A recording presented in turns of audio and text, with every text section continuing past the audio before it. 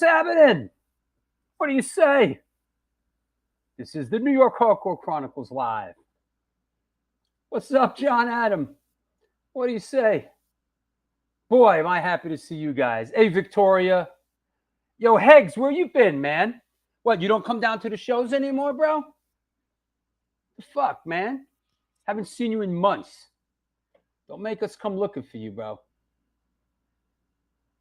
Come down. You better be down at that. You better be down at this show, man.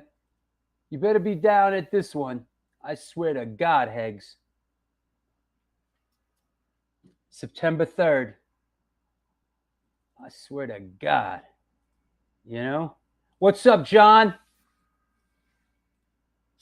What's up, gang? Everybody. Is that right?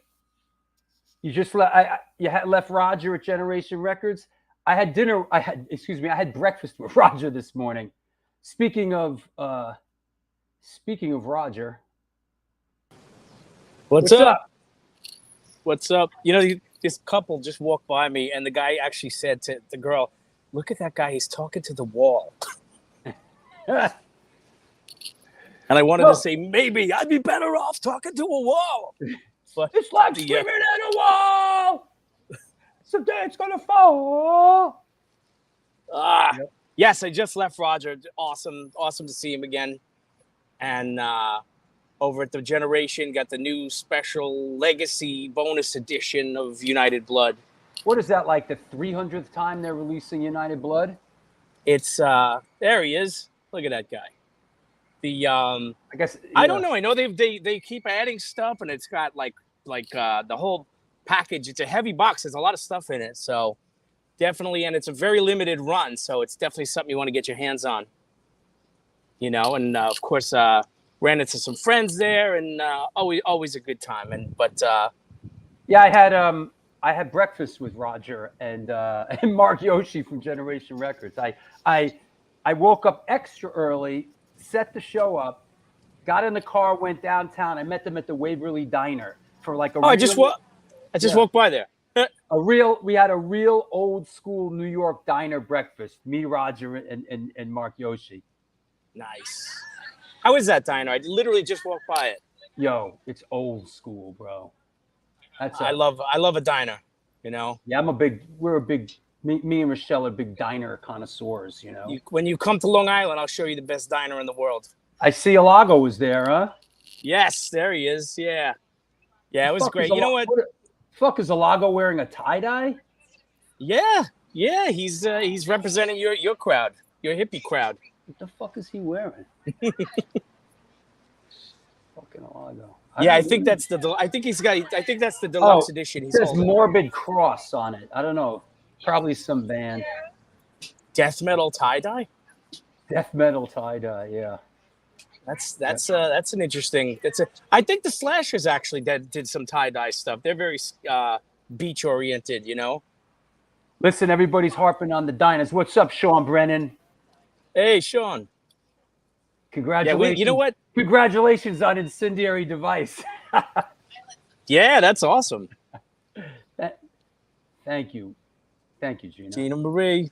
You miss diners in Florida? There's not, you know, listen, there's only a handful of diners, like real old school diners left, man, you know? You know what? All you Jersey people, the TikTok diner over to George Washington Bridge, that's one I liked. Not to be confused with TikTok right by the garden. Is that still there? Yeah, that's still there.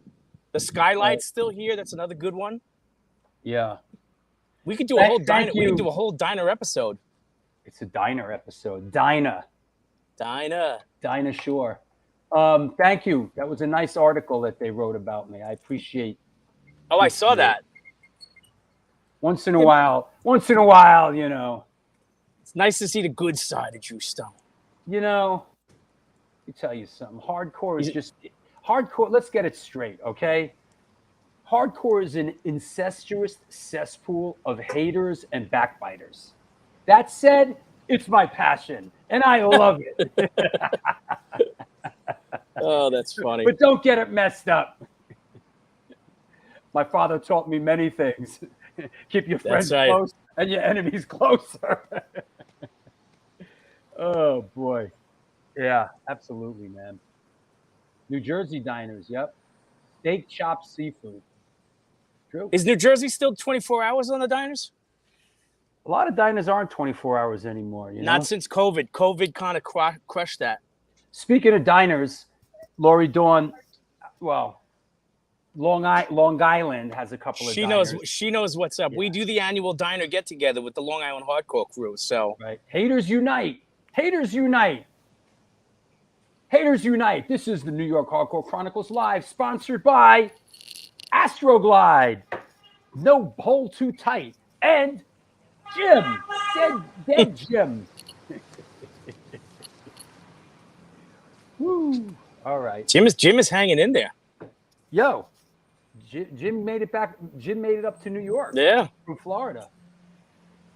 I know that Arnie had him marked for death for a while, didn't he? Yeah, Arnie was like, what is that? Throw it out. Oh, man. That's right. Kellogg Diner in Brooklyn. Represent. All right, Mark Parrish. Yep. Metro Diner, Upper West Side. What you know about the Metro Diner in the Upper West Side, bro?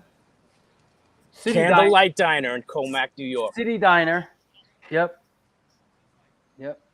That's it. We're going to do a diner episode one of these days. Yep. Get all the musicians to pick their favorite diners. Jim needs a power bar. I should do a T-shirt with him. You should get a tattoo of him. I don't know if I want to get any more tattoos, man. You know, I got enough fucking tattoos. You know, nobody ever even sees my tattoos. You know. I've seen the one on the back of your leg, and I've seen your butterfly. This one. There he is. Oh shit, he's dead, Jim. Oh, man. Mel's Diner. Mel's Diner throwing back to Alice doesn't live here anymore. What about Arnold's? Hey, Incendiary Device definitely needs to come to Syracuse. We just got to book the right show. The record's coming out. We'll talk about that later. The momentum is building, and we're excited. You know, I see it rising. You know what? Fuck that. Incendiary Device doesn't need to come to Syracuse. Fuck. You know what? Incendiary Device ain't playing. We're breaking up. That's it. That's it. I had enough. Oh, man. Fly right tattoo. That's right. Is right down from absolutely. Yeah. Yep. Yeah. We're breaking up. Actually, they threw me out of the band. Oh, man. They replaced you with Blaze Bailey. All right. That's it. Anything else? Hey, it's all good. It's Shout Out Sunday. You want to shout anybody out? You know what? I want to shout out actually Vlad and the Organic Grill, because I forgot to send you the flyer. Serial Poets and Nikki Bullets are playing the Organic Grill. Is that right? On September 17th with our friend Danny Cavazzi from upstate. I mean, I know this is jumping ahead a little bit, but the Drew Stone Hit Squad is playing the Organic Grill. Yes, we finally got you back to the acoustic world. Listen, you know, it's fucking Tristan. He thought, let's focus, Incendiary Devices. What are you talking about? Focus on this. I want to hear Boom. I want to hear Boom Boom Mazzini. That's all I'm telling you. Yeah, it's happening. It's all happening. It's all happening. All right. All right, then. I'll talk to you in a bit. I'll see you in a little while. Yes. Strange but true stories from the planet Earth. This is the New York Hardcore Live. What's up, Tony Palmisano? What's up, Gary?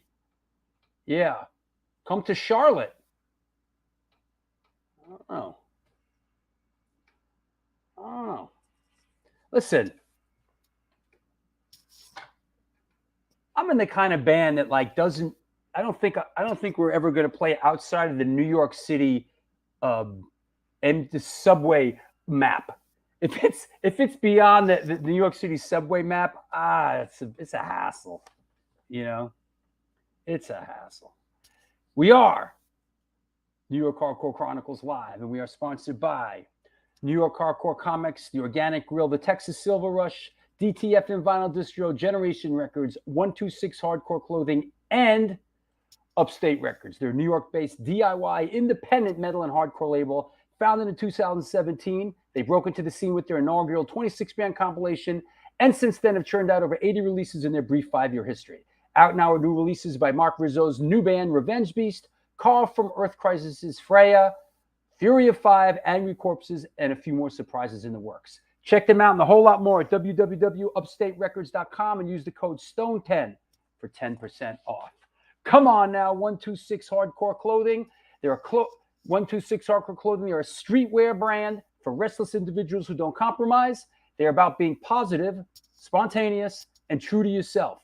For years, they experimented with several printing methods and materials and collaborated with a large number of designers and illustrators, always giving room for fresh perspectives while retaining the hardcore attitude. Get in touch with them. Ramp up your game at www.126clothing.com. Is everything okay? Can we bring our guest on? Playing in a traveling band. Listen, motherfucker, you should talk. You're the one that's got to work and can't travel. So is the fucking guys that are like, oh, let's do this or let's do that. You're the one that's like, oh, I got to work. Jesus, come on, man. Check yourself. Shoulder to shoulder, we stood united. Yeah, there you go. Yep. What's with the hat, Gina? I've worn this hat for years. You're only noticing now? What's going on? Yeah. Hey, let's go here. Let's go there. Oh, I can't. Listen, I'm in a band. Let me tell you something about the band I'm in. I'm in a band that plays the Bowery Electric at 5 o'clock in the afternoon on a Sunday. Anything other than that is met with, oh, I don't know, my wife, my job, my kid. I'm just busting your balls, Shawnee. You know. I tell you, I was chomping at the bit to get on the show today, just to go off. It's not just you. It's not just you. It's those other guys too. And how dare that drummer to be having a kid? Can you believe it? He's breeding. Fucking drummer's having a kid. Who the fuck does that? You're in a band. Let me tell you something. You're in a band. Let me be more specific about that. If you're in a band with me, don't have any fucking kids, all right? We're in a fucking band. We got music to play, all right? This fucking kid shit. God. Can we hear the butterfly story? Well, not only you hear the butterfly story, but how about this? You see that scar that runs from there to there? Think anybody can beat that scar? Look at that. From there to there. See? And that's how they matched me. The doctor told me that's how they matched it back. They matched me back together from the butterfly. The butterfly story basically is I was inspired by the movie Papillon by Steve McQueen. It was a huge inspiration for me, that film and that book. So that's why I thought I saw he had a similar tattoo in that film. Hey, sorry, Brian. It's that kind of a Sunday. All right, enough silliness. All right, let's bring our guest on. Today's guest is a prolific, multifaceted artist hailing from the Bay State of Massachusetts. As a musician and songwriter, he is known for his work with the bands Superpower, Drug War, See This World, and of course, Tree. Please welcome, coming at us from Watertown, Mass., Dave Tree. Oh, so we did the same thing, man. Hey, great to be on the show. Thank you so much, Drew. Can I just throw out a couple diners real quick? Sure. You got the Blue Diner down in by South Station in Boston, and it's always been totally mental. You go there late night, it's open to 4 a.m, and you see all sorts of characters. And then you have Ralph's Rock and Roll Diner out in Worcester.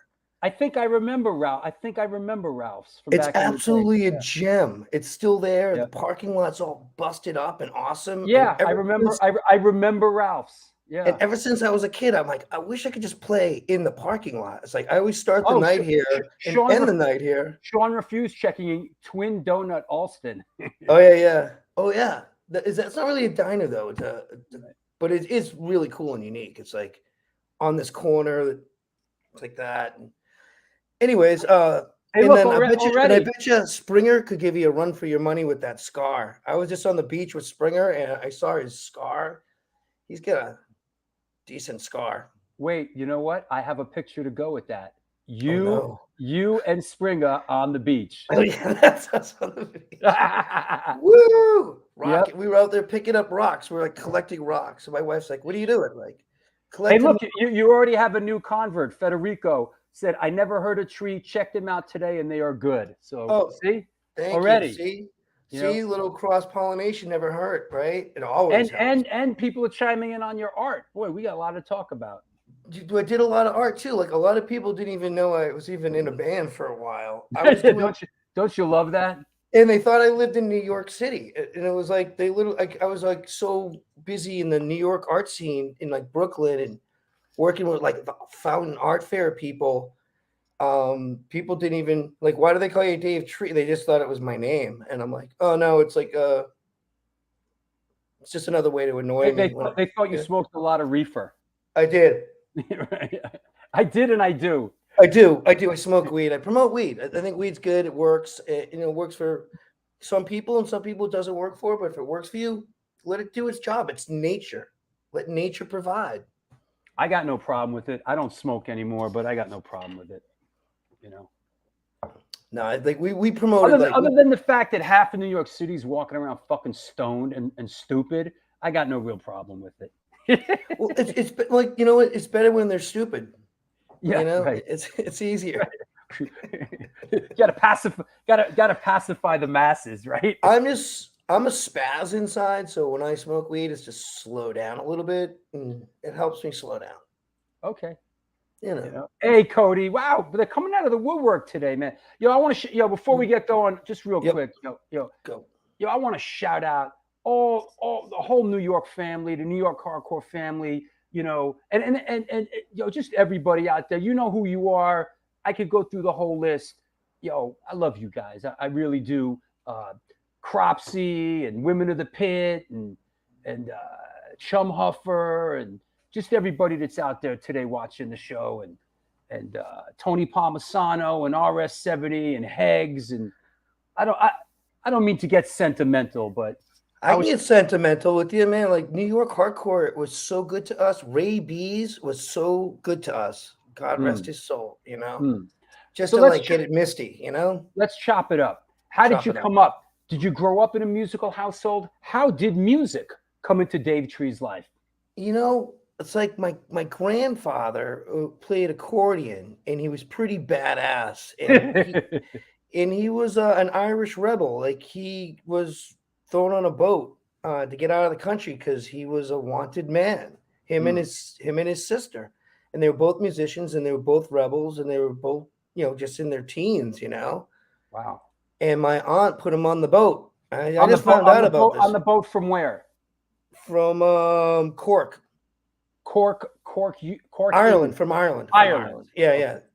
Wicked Irish. Wicked Irish. Yes, right. Boston guy. Wicked Irish. Yeah. Oh, it's horrible. I was a altar boy. All that. Went to Catholic high school with Dickie Barrett and Dana Barros at the same time. Right. How about that? That was not bad, right? Well, we're not. Well. Yeah. Okay. So, but, that's how we grew. So we grew up this way out here, and like we do a lot of drinking and carrying on. Where did you grow up? Oh, so I grew up in Westwood. Westwood's like a little suburb right outside of Boston. I was born in Mission Hill, and then we moved to Jamaica Plain, and then I was about 2 years old. We moved out to Westwood because my dad got a job working for Raytheon on surface-to-air missile radar technology. They pulled him right out of like Boston Latin, and they put him right into this thing, and it's like pretty crazy, So we moved out. It was pretty crazy for him because he didn't even go to college, and he had this crazy job at Raytheon, and that was in Norwood. So my uncle already moved out to Westwood, and then we moved right down the street, like right around the corner. And it was a great little neighborhood to grow up in. It was awesome, like crabapple fights every year, snowball fights every year, like crazy Halloween crap, like skateboard ramps, bicycle ramps, like tree forts in the woods. Like, I couldn't ask for a better like upbringing. It's like, except like the people, like the rich people that live there, they kind of sucked. That was the only thing that sucked. They brought it down, and the police were pretty bad. Well, it was growing up in the suburbs in that, and it was the 80s, and I had a skateboard and I had a mohawk, and dude, it was over already before it even started. Right. And I lived right next to the police department. He was destined. He was. Oh, I was. Oh, he had the mark of the beast. Oh. I would walk down the street as a little kid, and the cops would pull me over and make me empty my pockets all the time. Like, that's how I grew up in the 80s. It was like, that's just what it was. It's like in the movie The Omen. If we would have shaved the back of your head, we would have seen the 666 in the back of your head. Would have been like 777. Even worse. Right. Even worse. One worse all around. It's like, so what music was there? Music? Okay, let's go back to the music thing. In your home? It was really like the Irish music that my grandfather played with his drunk friends in the front parlor of the house in Mission Hill, and that like you could hear the house before we even got to the house. Like walking there, people would be hanging out on their porches and playing along. Guys would be hanging out their windows, playing on. Like the neighborhood literally rocked. It was like, I didn't realize how amazing it was until I got a little older. Right. Because you don't. And then we'd get to the house and they'd be sitting on the porch, they'd be drinking and they'd be jamming, and they would make me dance. And they played instruments? Oh yeah, like accordion. They had the drum, boom, boom, boom, fiddle. And were they doing like traditional old Irish, like Irish jig? Man, yeah, Irish I love rebel that music, stuff, man. Yeah, I love shit like that, man. Like they made up their own stuff. They were playing a bunch of other stuff. I just remember it being like, it was just, you could feel the energy and the power, power of it, right? And I just when I was a little kid, like they didn't want me hanging out in there because they're all getting wasted, but I had to. So they're like, all right, if you're going to be in here, you got to play the spoons, and like, don't ask me to play the spoons in your band, okay? Right. But I love shit like that. Like I'm listening. You know what I'm listening to now? Like old wailing songs. Like, man. That's like what I've been listening to lately, like old wailing songs. Like, oh yeah, no, that stuff's so Irish. That stuff is so very Gaelic. That's like, I was just in Ireland for a wedding, and it was like we all flew over on the same plane, and all I could think about was death. And I'm like, holy shit! It's like, you don't fly all over the same plane, do we? Like, we're gonna crash and die. Like, I'm usually not a problem with fucking flying at all. But all I could think about was death, okay? So then we get there, and it's a beautiful thing, and I'm like bonding with like my family that I don't like my cousins I don't hang out with, my aunt and uncle who love me, but like they always thought I was like such a mental case. You can say mental case, right? Like you can still say that, right? I was like, I was a kid, I was punk and troubled youth, troubled adult, but anyways, it was like I went over there and it was just amazing. And I was like I was like a best man in a wedding, and I got to go to the ruins of my grandfather's farm in Ballasheen Pass in Kerry, like where all the rebels are from. And it's just in the middle of nowhere, and it's just absolutely beautiful. And like, he's an O'Connor, like my mom's an O'Connor, right? And the next day Sinead passes away. And it's just like, is this the death I was feeling? Because I could feel it the whole time. Like I was scared. And I'm like, and then I flew home and I'm like, oh no, now we're going to die. Because like we had, the plane got like pushed back a couple hours because they couldn't find a part. And I'm like, oh, that's not good.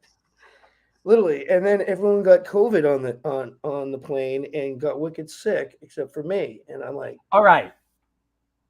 Music. So I first heard Irish music to really turn me on. Then I got into rock and roll. Loved rock and roll. Loved the Monkees, like the TV show, the freaking Monkees.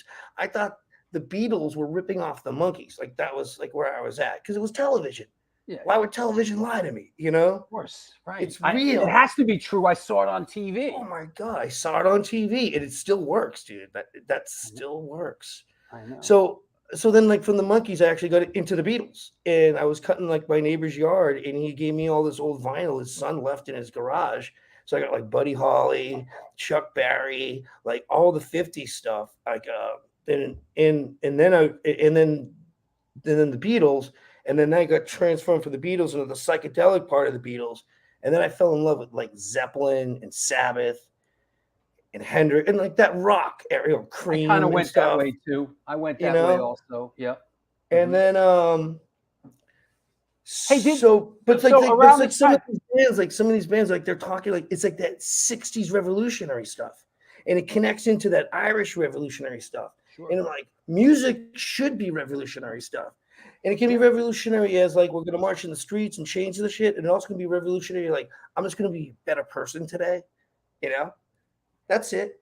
You know, so no, I can dig it, man. You know. So then when punk rock happened, I was already getting old enough to be like, wait a minute, like this shit's bullshit. Catholic Church, I can't be a part of this anymore. Like American capitalism, man, like what, like, you know, it's like, what's going on here? Like I'm a working person. I come from a working background. Like my people are from the land. Didn't you go to high school with Dickie Barrett? No, Dickie was in yeah, I did. It's Severian. So that was like my third high school. I got kicked out of like 4 high schools. So Severian is my third. You too? Yeah. I was like the worst kid you could ever meet. Like, wait, how many did I get kicked out of? Let's say McBurney, Kennedy. No, I only got kicked. I got kicked out of 2. So I got kicked out of 2 in 1 year, freshman year. I got kicked out of public high school in the Bronx. I know that's got to take something. See, I was in rich white suburban Westwood. Yeah, dealing drugs in the school. I already had like such a rep by the time I got to high school. People would like meet me like, you're Dave, you know, like I heard all about you, and like you're tiny. I'm here to kick your ass, and I'm like, because of my reputation, and I'm like, well, but you know, I'm tiny though. Remember? It's like, look. Do we still have to fight? And then you just ended up doing a lot of fighting. Growing up, like just doing a lot of fighting. It was the 70s, the 80s, lots of fighting. You Irish guys up in Boston. Well, it was just like let's get like not trying to get beat up. That's more than more than fighting. Just like I don't want. But it was like it was that. Yeah, it is that. It is that Boston. Right, there's a towny fighting equals not trying to get beat up. Yeah. For me, most of the time, when I fight, I'm just not trying to. So you went to Framingham State to study art, photography, and journalism, right? Yes. And then you attended the Museum of Fine Art in Boston in 1990, and that was like a really kind of watershed moment for you. It was a great experience, and I quote, "I could use anything the facility offered, and I did. I worked in dark rooms, in silk screening, offset printing, welding, ceramics, film, and video. I graduated 2 years early on a 4-year program. I also created an art gallery in the basement of the school, helped get a graffiti gallery in the back, and I booked and played many rock shows in the school." We did. I did. Absolutely. Yeah. So like the watershed moment actually was getting out of high school and into like actually Framingham, where I didn't have all this like he's the worst kid ever baggage to deal with. I still had to deal with a bunch of baggage there, believe me, you know, because I was a punker and I was hardcore. And I, you know, literally had to fight the football team. I didn't know what a jock was until I went to Framingham, because like all the kids we played sports with were punks and hardcore kids. We were the best athletes they could get, you know, like we killed it. That was like high school. That was like high school for guys like you and me. It was like the jocks, you know, and like all that. No, I didn't know what that was. In high school, I didn't have that. I didn't really have that. I did. No, I didn't. But I went to 4 different high schools, and 2 of them were like didn't have sports programs because they were like prison high schools. They were just like, you had to sign in and sign. Oh yeah, dude, sign in, sign out. Went to like the secondary schools for the kids that like need to be like trapped in the building in case there's a fire. Just kick open the window, you know.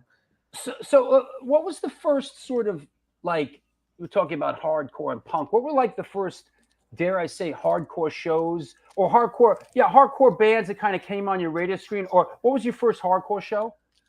All right. Well, the first thing I heard, right, that would be I would consider to be like punk and hardcore was like I was in like fourth grade. I was an altar boy. I was getting a ride home from my buddy Andy Winslow, and his buddy Jeff, who looked just like Iggy Pop, was driving this GTO with raw power cranking through the system. And I was like, it just changed everything right there, right in the church parking lot. I'm like, holy shit. Like, where has this been? You know, What was it? It was Search and Destroy by off the Raw Power album. Okay. The first song I heard by Iggy Pop, and I was like, holy fucking shit. So here I am. I liked all this heavy. I loved Aerosmith from Boston in the 70s was awesome. Yeah. Right. But then all of a sudden, like, holy fuck, who is like, I loved Kiss, you know, and then all of a sudden it was just Iggy Pop, and it was all about Iggy Pop after that. It was like, holy shit. And then there's the progression from it. Then there's like Iggy Pop, the Ramones, you know, exactly. the Bad Brains, you know. And I heard the Bad Brains in like 81, 2 or something like that. And I was like, I remember seeing their shirts everywhere. I'm like, Bad Brains, like, who are these guys? And then I had a picture of what the band looked like. And then when I saw what the band looked like, I thought it was gonna be like some white metalhead guys, you know.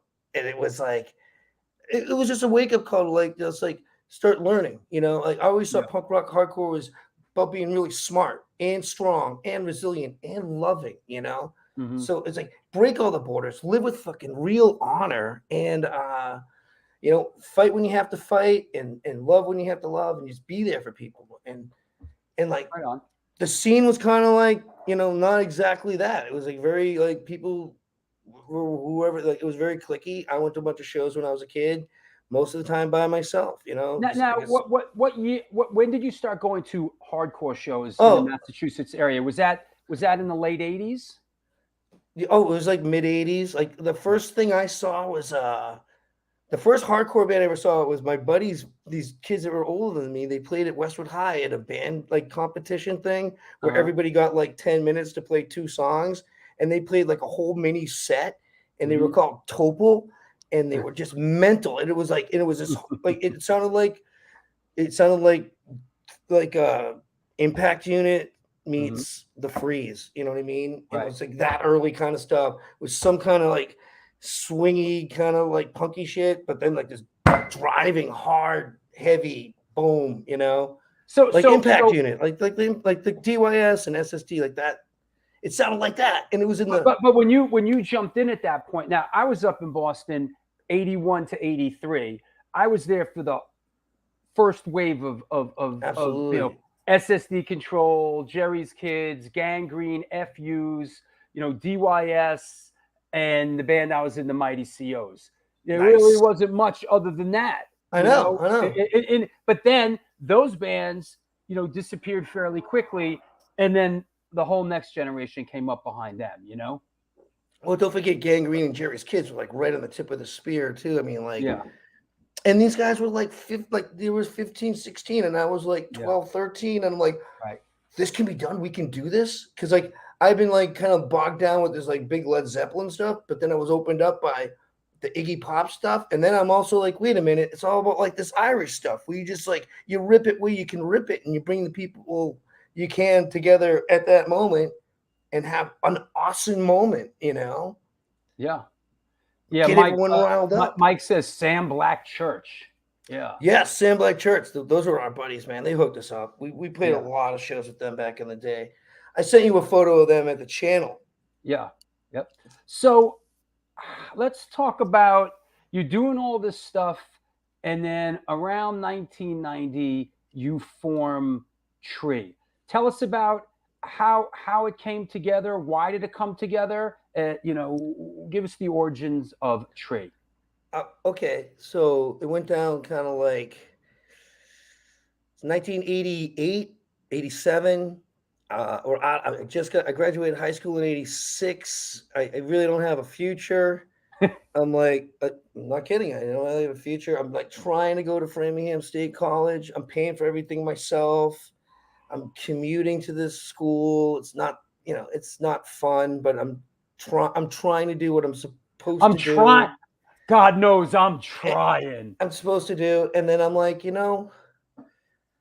I really just want to be in a band. I just really want to start a band. And my brother got a bass and he had a little bass amp and I was like cranking nonsense because I can't play anything, but I was making all this noise.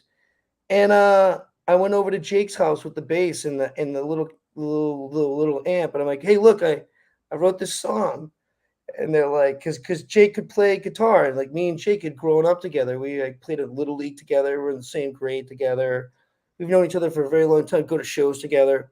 So I'm like, bring it over there, and like him and his brother are like sitting in the garage, and I come over with the bass and start playing this thing, which turned into the song Spermicide. But they're just laughing at me. They're like, but my desire was there. So like, okay, let's do something. So we started jamming and writing songs there and then in like 88, came up with Tree because I was writing Plant Tree or Die everywhere. They're like, well, let's just call it Tree. And I'm like, yeah, because we wanted to be a positive band. Because I was actually dealing with a lot of negative energy at the time, and I didn't want to pour negative energy into something negative because I'd rather pour it into something positive and change that negative energy because, that's what you're supposed to do. That's what I feel like I am supposed to do with music, in art. That negative energy. Be positive. And be positive, yeah, and rally people to be better people and be happy and be positive, And it's not easy, but it is easy when you become used to making it happen. Yeah. And I always tell people, it's like everything's not always going to be great. So when it's good, recognize the good in your life. You know what I mean? Because sometimes things get bad. So you have to you recognize good not as easy as you recognize the bad, do you? So you have to start recognizing the good. Being like, fuck, that was an awesome day. There's a lot of that going around these days.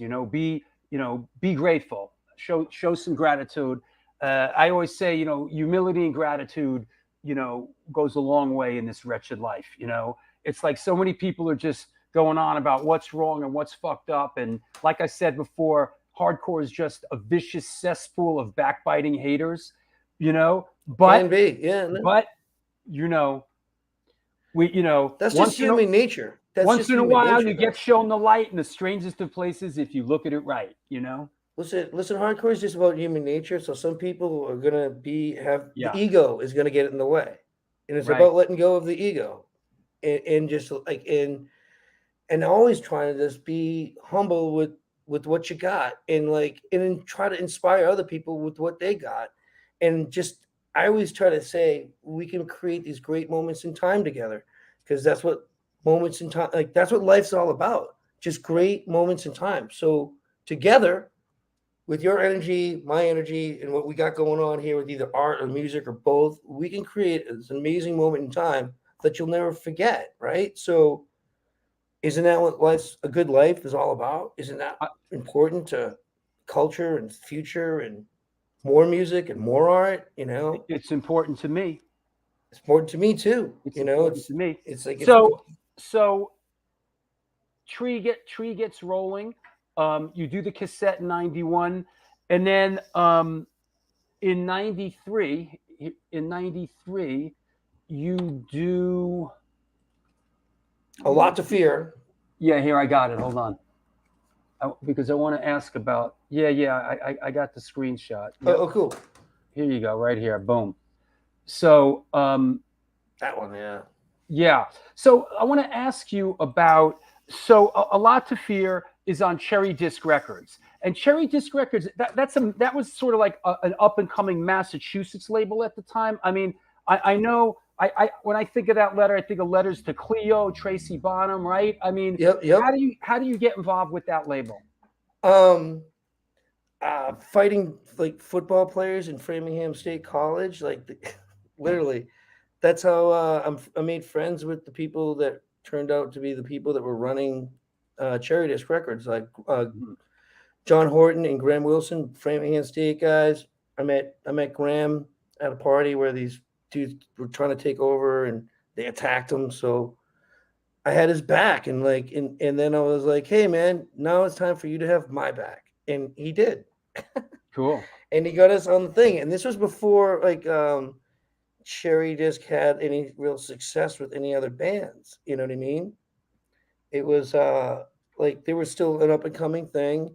They weren't shopping, like they became like almost like a part of Roadrunner towards the end, you know. Oh, that's right. Yeah. Yeah. But we didn't get picked up by Roadrunner, unfortunately. Which would have been great for us, but whatever happened, like at that point, you know, I don't even remember, but like a lot of stuff happened with Charities that they just weren't letting us know too. Like, and then we figured out like, oh, so this is what a record label is all about. And so we hear people complaining about stuff because like, you know, we couldn't get any like real tour support. We couldn't get like CDs and stuff to like sell at shows. And, you know, that's why that's why we had to do like, that's why I bootlegged ourselves and like actually bootlegged the band and had. But you were on the label for a couple of years, right? Yeah, we were trying to make stuff happen. Like we were doing our best, and we were loyal to them and honest to them, and you know, it's just business, I guess. You know. Yeah. Were there any? I mean, were there any good moments on the label? Oh yeah, dude. It was like we had. Yeah, they definitely helped us out and like helped us get this thing going. I mean, like literally, if we didn't have them to start with, it's like we could have worked with Tang, but I can't, you know, Curtis had a bad reputation, you know? Yeah, no, you don't want to go there, man. Exactly. And I met Curtis and he's a nice enough guy in person, but I didn't want to like start working with him because I saw what happened with Sam Blackchurch and him. Like Sam Blackchurch could have had a deal and like he got in the way of that, you know? Yeah, no, I've never heard anybody say, I'm so glad that we signed with Tang Records. They did so much for us. Tang, awesome. Yeah. I've never heard that. You know, never happened, huh? Yeah. There you go. And Al Burrell from SSD Control chimes in. I was trying to say it nicely. I was trying to say it nicely, Al. You know, I was dancing around it, Al. You know. Yep. So Al, if you're listening, let me ask you this: could Tree do a cover of How Much Art Can You Make? Would that be okay with you? Like, no, don't. Do I have to keep the lyrics proper and then cover it properly, and then in the screaming part change it around a little bit? Because I would love to play tribute if that's okay. You know, and that song is always stuck in my brain. Always stuck in my brain. That song was big for me as a teenager too. I remember when they, you know, when they were playing it, you know, with one guitar player, Al Burrell, you know. That's right. Yeah. No, it's just in my head all the time. Dude, I got to tell you, like, I loved your movie, man. Your movie about the Boston hardcore. Thanks. Inspirational. It inspired me to write some songs. That was the first one I did, and I've done a couple since. And but that one holds a special place for me. Let's talk about Planetary or Die. Any perspective on this? Where did you record this? Any memories on the process? Oh yeah, awesome funny stories about this stuff. So this guy Lamar Louder produced and recorded us, right? And Lamar is awesome, and we recorded this place Squid Hell, but we weren't ready really to record this album. Like we definitely had more songs we could have worked in here, but like we just weren't sure about some of the stuff. We were still a little green and like just kind of, I don't know, we were just a little green, and the record label pushed this on us. Like all of a sudden, like, you guys gotta put out this album, like, and we're like, okay. So it was a little forced. That's why there's like some extra special sauce on there, which is some 4-track stuff. Yeah. Because we just thought it was too short to be like, I mean, what is this thing? An EP, LP, MP3? Like, what the fuck kind of P is this like gonna be? You know? And so we were a little ready, but like we recorded this, like, so we never did pre-production before. So all of a sudden Lamar's like, can I come over and hang out and practice with you guys? So I was practicing on a Kelton Street house I used to live in with this really deep basement. And it was just, we used to have parties down there and kill it. And right next door was my buddy Butch. And like his basement was deep and he had Oh, a wait, little I got a house. picture. Wait, I got a picture from 1993 at your rehearsal space. Oh, that's the one on Lansdowne Street. I got a good story about that one. Was that the rehearsal space that was right near right Fenway across the Park? street, right across Yeah, the street, Fenway Park. I remember that. I actually that TCB. place was around in the early '80s, right? Oh yeah, that's the place that was there forever, right? Johnny Messina, you know Johnny Messina? Yes, I remember them. Yes, Johnny Messina, dude. Hey, John, I'm Johnny Messina, man. Like, if you don't pay the rent on time, you make this place a mess. You give my mom a hard time. I'm gonna take you up to the roof. I'm gonna throw you right off onto the tracks. That place is long gone, right? Oh yeah, they've made it into like this other like, it's like where people go do stupid drunken shit now. I guess I don't know. Drunken shit. Yeah, it's like a fancy bar with like games and crap or something. It's something I would never go to anymore. Is that the place I'm thinking of? Some of you Boston people might know. I'm thinking of. It was a rehearsal space. It was there forever. A lot of hardcore bands rehearsed there. Yeah. It was right on the same. Practice there. Yeah. New Kids on the Block practice there.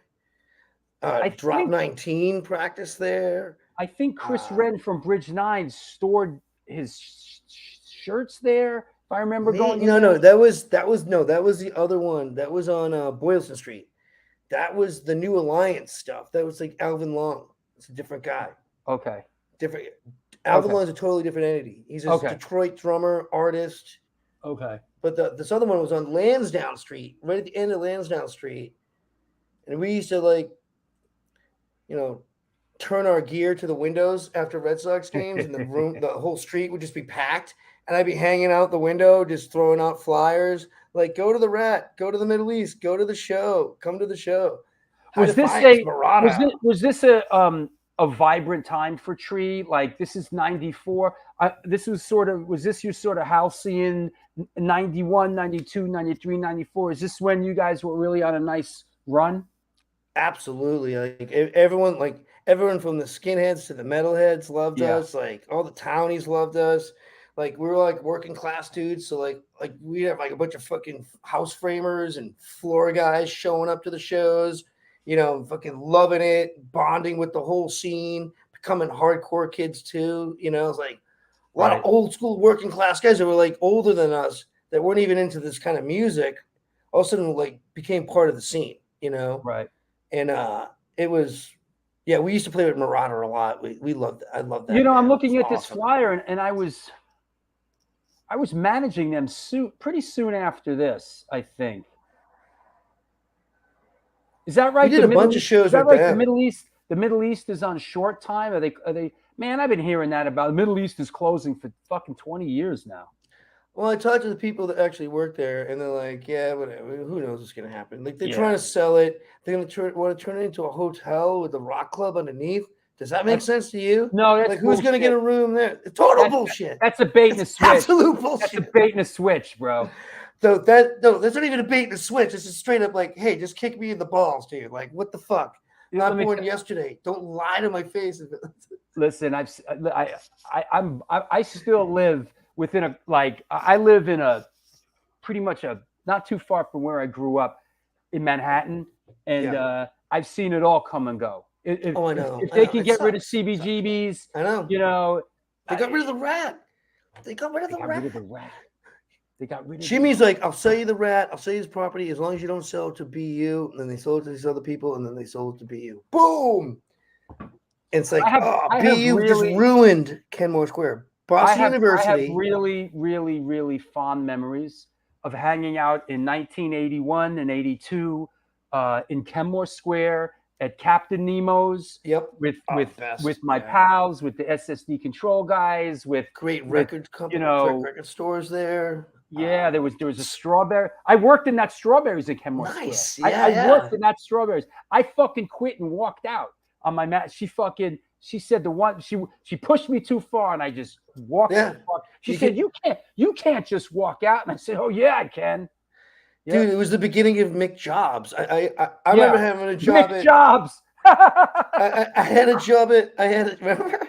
I literally had a job at Burger King, and I had a ticket to go see the Clash out at the Palladium, not the Palladium, out in Worcester at the Centrum. Yeah. And the guy's like, "Oh no, you're scheduled to rescheduled now to work on Saturday." And I'm like, "Well, I can't do that. I have to go see the Clash." And the guy literally said to me, "He was like, well, what's more important to you, the Clash or your job here at Burger King?" And I'm like, "Really? That's just fucking hilarious.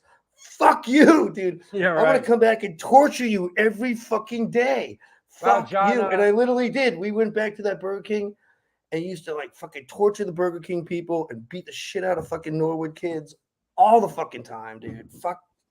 Because that's what you did. That's what we did, man. Burger Gack, we called somebody it. recognized this. This is Tree and Stompbox. You did a lot of shows with Stompbox. Absolutely. They were your buds, totally.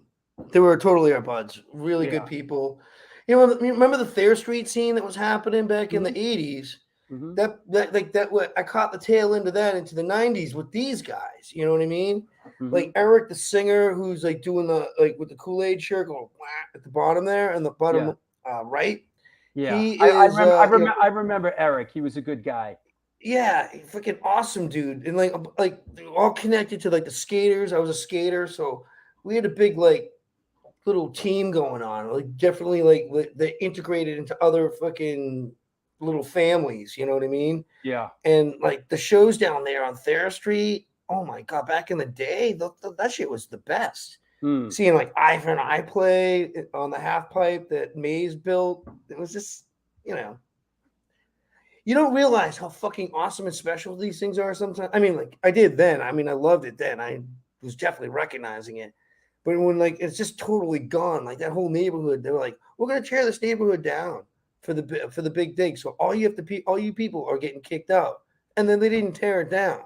I left Boston. I left Boston before the big dig started. I lived. Yeah. The last place I lived in was on St. Botolph Street, off is that Mass Ave, St. Botolph Street, and they big digged right through that neighborhood. I left before I got out in the summer. I left Boston in the summer of 1983. Yeah. It's like I grew up in the city, or we grew up coming to the city. I got family here. I mean, like. Didn't actually go to the school system here and stuff, or I kind of wish I did because I probably wouldn't have gotten in so much trouble. But I love this city, and I can't say that anymore. It's like it's not even the same city. It's like it's everywhere.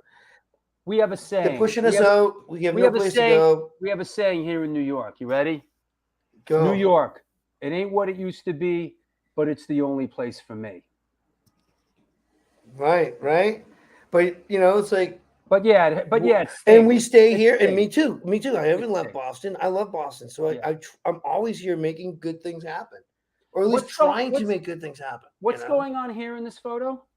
We're playing at the pot rally on the Boston Common on one of the funny stages, like on the side. It's like every year, like the cops would the city would try to give them a permit to do it, and then at the last minute shut them down, and they pretty much still do that, right? Because it's pot related, marijuana related, or whatever. So like sometimes the stages are like not as built up as they should have been. And this is definitely one of those years where it's just like a flat stage with no lighting, no cover. And you play to like 60,000 people, and they have a good sound system. What am I seeing? Those T-shirts taped up on the side. Is that your shirts, or do I see a Sam Black church shirt? What do I see? Oh, probably Sam Black, because like they played these things all the time with us. Yeah, like I started playing these things because I cared about the cause, and I talked to the people running it. So we did a couple at the beginning, and is that right? It was the Freedom Rally. Is that what those were? Yes, the Freedom Rally. Yeah. Right. So we were talking about these freedom rallies. We're talking about the pot rally, like really promoting like decriminalization. That's all we were really hoping for the marijuana. It's like, can we please just not go to jail for this? Well, it kind of worked. Well, it kind of worked out for you guys, didn't it? Yeah. No. Yes, absolutely. I would say it's great. I'm totally psyched. Yeah. I'm not. I'm not like gonna go to jail, because you know what the cops say, right? They say they're gonna love you in jail, Dave Tree. They're They're gonna what? love you. And I'm like, really? They're gonna love me. Right. They're gonna love you in jail, Dave Tree. And I'm like, really? Like, you think so? Like, a lot of friends are like, oh yeah, they're gonna love you. I'm like, wow, jail doesn't really sound so bad, you know? Get like, food and drink, and all these people are gonna love me. Fucking thanks, cops. Isn't that like double jeopardy? Like, what's up with that? Like, I'm gonna serve time and get raped too. Boston cops were Thanks, always guys. Boston cops were always fun back in the day. Absolutely. You just know how to talk to them, and like you gotta like talk to them like a normal person, but with respect. And if Yeah. you go like too normal, they get mad. And if you get too respectful, they're like, "What are you hiding?" Well, You there was always like this is the, one thing in New York. It would be like, "What are you, a wise ass?"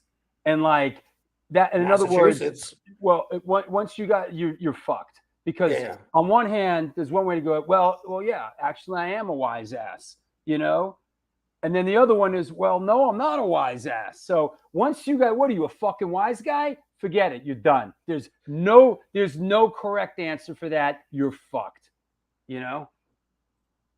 My answer to that would be like, absolutely not, sir. And that would be like, and then you just cross your fingers and hope. This is is this Babyhead? What is this? Yeah. We played a lot down at Babyhead, Providence, Rhode Island. What a great town. What a great rock city.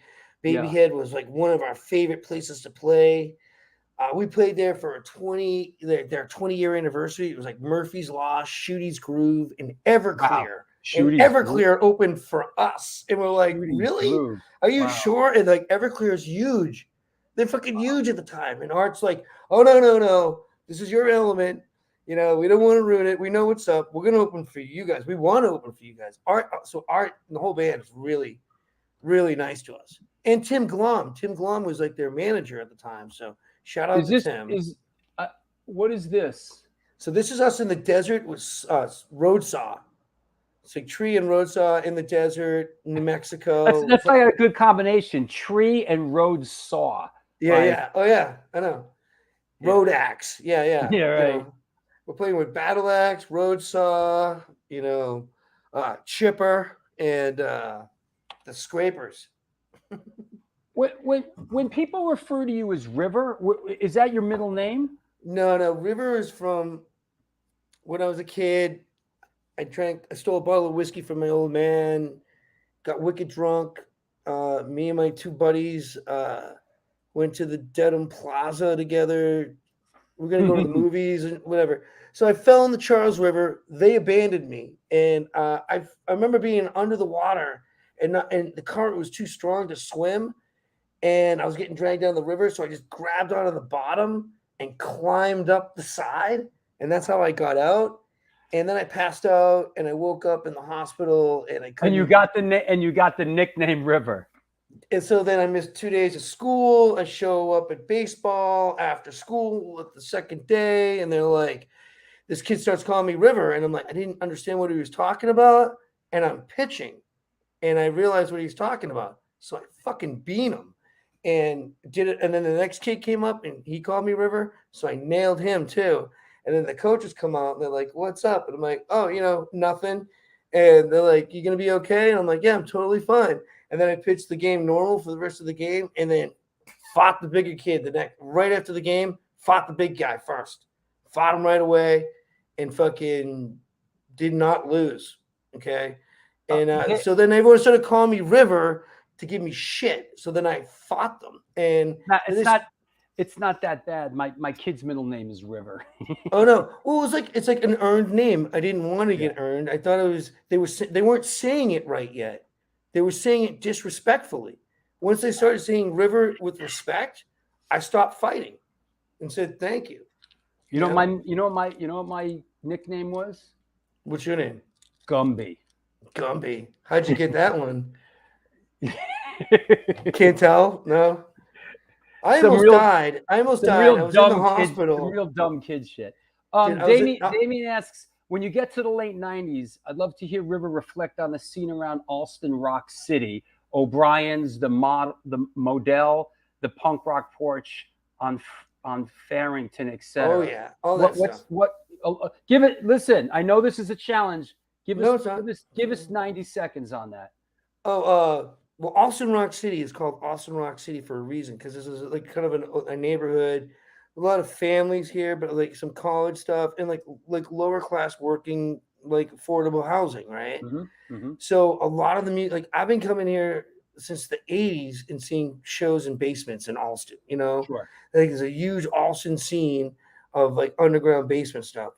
And like when I got a house, and whenever I had a house in Allston, I would always look or only rent a room or house that I could do shows in the basement or at least practice the band down there, you know? Right. And I literally got interviewed about it in the Globe years ago, and I said like the quote was the rent was cheap and the basements were deep. So the basements are still deep, but the rent is not cheap. And if the basements are there at all anymore, but like in that moment in time through like the late 80s into the whole 90s, like a whole decade, it was amazing in Allston. Like it was vibrant. It was vibrant. You could see great shows. I would go see a band play at like the Paradise or O'Brien's or Great Scott. And then is that right? Bunratty's was out there. Yep, Bunratty's was there. Bunratty's was awesome. That was our first place we ever played. Our real first ever gig was 1990, December 15th, Sunday afternoon. That's some real Boston shit. Bunratty's. That's some real. Opening up for Dimlock, which was like Daryl Shepard's hardcore band at the time. Wow. Loved it all. So shout out to him. Cheers. Right. Before I take a sponsor break, I want to ask you about this picture here. Sponsor break? And we'll get to that. And this character right here. Oh, Mr. Butch. Oh, Mr. Butch. What a Buddha, right? What an absolute Buddha. Yeah. What a character. So I met Mr. Butch years ago. We were drinking and skating in the streets in Kenmore Square. Mr. Butch was a fixture. And we're underage, so like we're always asking older people to buy us booze. And it's always like some people are cool with it and some people will call the cops, you know. But Mr. Butch was always cool about it. And he would actually hang out with us and drink beer and tell stories. So I remember one time I was going to see Government Issue play at the Rat, and it went from all ages to 16 plus, and I was 15, and I was all pissed off. And he's like, what's wrong, little man? And I'm like, oh, Mr. Butch, it's 16 plus, and I'm like 15. And he's like, 16 plus, like, how do you prove that? You know, I'm like, I don't know, but they won't let me in. And he's like, have you tried the back door? And I'm like, oh my God, that's how I go to the movies. The back door and a screwdriver. Mr. Butch knew of these things. Oh my God. I'm like, thank you, Mr. Butch. So we walked over to the liquor store. We both bought 40s, and we walked around the building. And sure enough, the door's wide open, and I just walk in with my 40. I drink a little with it outside with him, and I go with my 40 in my jacket. Get in. I'm in the show. I get caught with the 40. The bouncer looks at me, shakes me up a little bit, takes my 40, and lets me stay. And that was my first Rat show. And I'm like, oh my God, like this place became my home. Like I was literally there the very, very last night. Not the night that Gangrene played and the place got torn apart. I was there too. But the very, very last night at the Rat was a Wednesday night, that following Wednesday, and that was it. And like I was picking up little pieces of the smashed stuff. I introduced Mr. Butch to a couple members of the Bad Brains once, and that was like a really odd sort of interaction. Magic. What happened? Well, explain, no, it didn't. Please. It didn't go well. It didn't go. No yeah. Because Mr. Butch. Butch can because I think Mr. Butch is like also on the same plane as HR. You know what I mean? These guys are like, to me, kind of similar, you know? It didn't go well. It was like, you know. Two geniuses can't be in the same room sometimes. Mr. Butch is a beloved character, but he was a homeless street person who was an alcoholic, you know? Absolutely. And who had dreadlocks. Bad Brains at that time had dreadlocks, and they were on a real spiritual quest.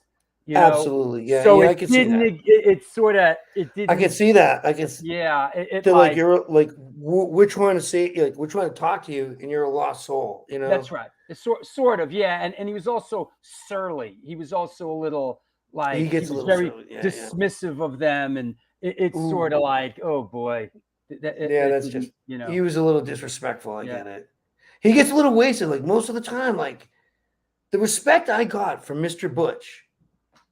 Like I can't tell you, it Mr. honored Butch was me great. more.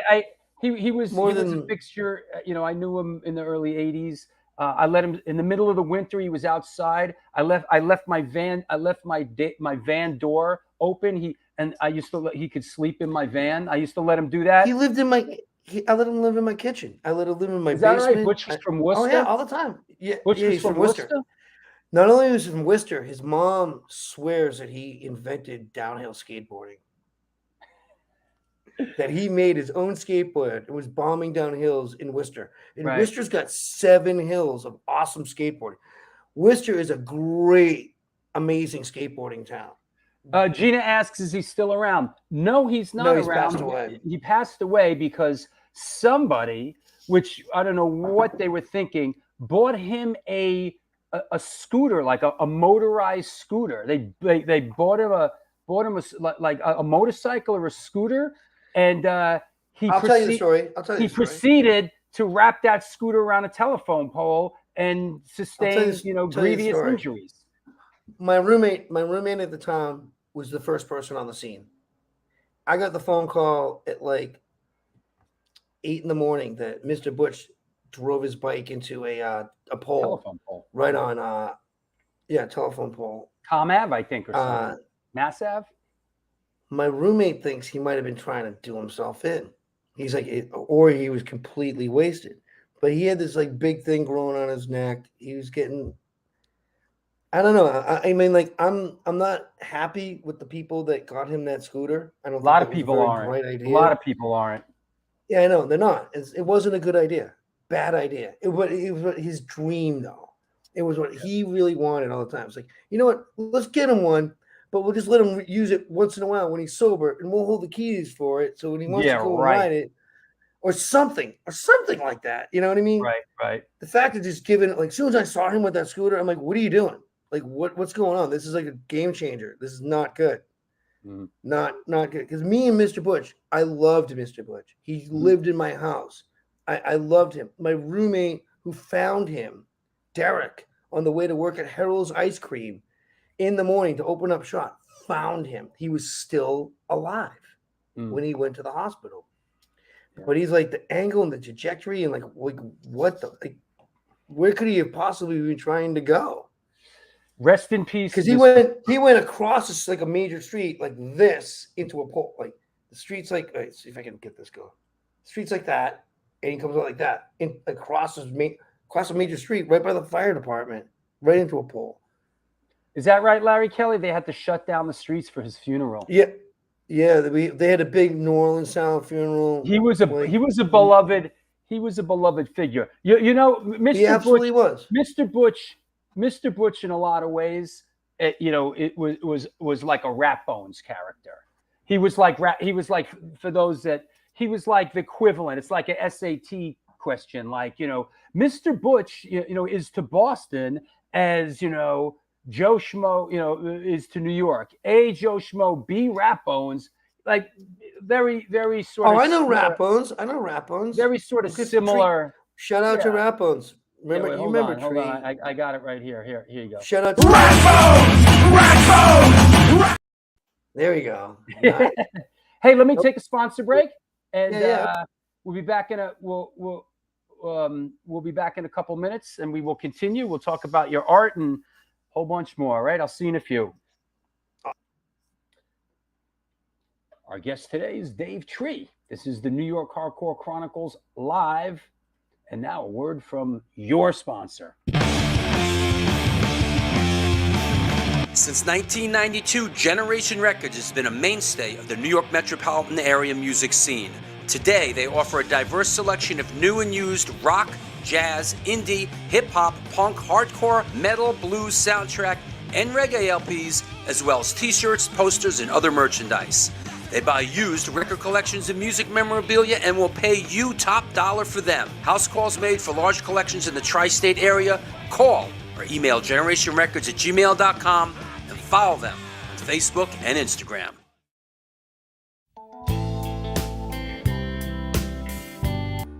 Hey guys, Vlad from Organic Grill. As you can see, we're in a new location on West 3rd Street, right by Blue Note and Comedy Central. The place is bigger, kitchen is bigger, we have more varieties, more food. We are looking forward to treat you guys with great dishes. All Hardcore Chronicles, welcome to Organic Grill. We are going to serve all the events as we usually do, and we are happy to see you guys.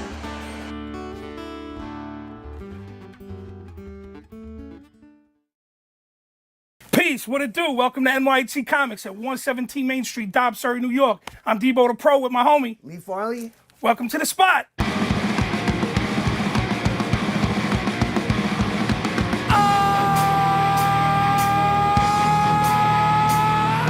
shit. Specializing in yesterday's and today's comic books, rare CGCs, toys, collectibles, Got skateboards, old school tapes, Magic the Gathering, Warhammer, video games, original art pieces by your favorite New York City and worldwide artists. Let's go. Skate decks all day, baby. We also have the young readers section here for like 10 and under. Pops. People love the Pops. Star Wars. We are New York hardcore. We always rep the scene. Let's get it on.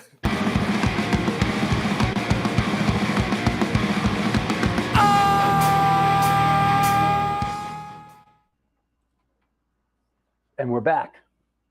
And I hope you are too. This is the New York Hardcore Chronicles Live. Want to mention upcoming shows. This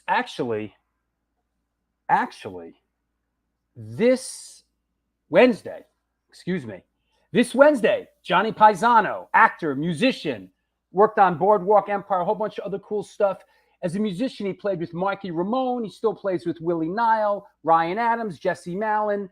He's got his punk rock pizzeria thing. This is a real New York character. I'm looking forward to this show.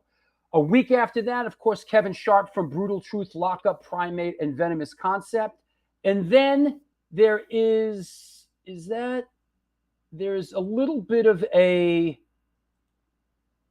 is it a week? It's more than a week. This is one of, I think, 2 times where there's not a show for a week and a half, because I'm screening my film down in South Carolina and there's a Bowery Electric show. So there's a little bit of a gap. I think we've done that twice before. There's a new music spotlight show. If you have some new music coming out, or you're a new band and you watch the show and you want to get your stuff out there, reach out and maybe we'll put you on the show. We're starting to put it together right now. Sunday, September 17th, the return of the lunatic from TSOL, Jack Grisham, will be back on the show to talk about his documentary film, Ignore Heroes, The True Sounds of Liberty. Great film. Love Jackie Grisham. This is going to be fantastic. Sunday, September 24th, we just announced this. One of the hottest acts today, Winterwolf here in New York City. Great band. I'm a big fan. Tony from Winterwolf will be on the show on Sunday, September 24th. Shane from Napalm Death talking about his autobiography on October 1st. Ill Bill, co-hosted by Howie Abrams, on October 4th. And Trevor Moment from American Werewolves on October 15th.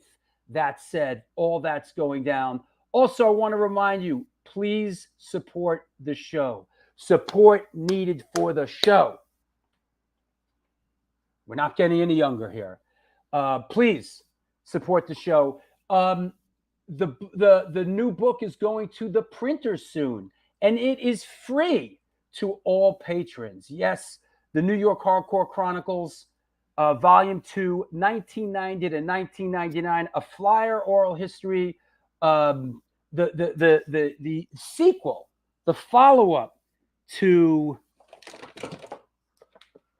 this, Volume 2, is going to be free to all patrons. Doesn't matter if you're a $2 patron, if you're a $5 patron or $100. The book's free for everybody that support me. This is my opportunity to give back to the people that have supported me.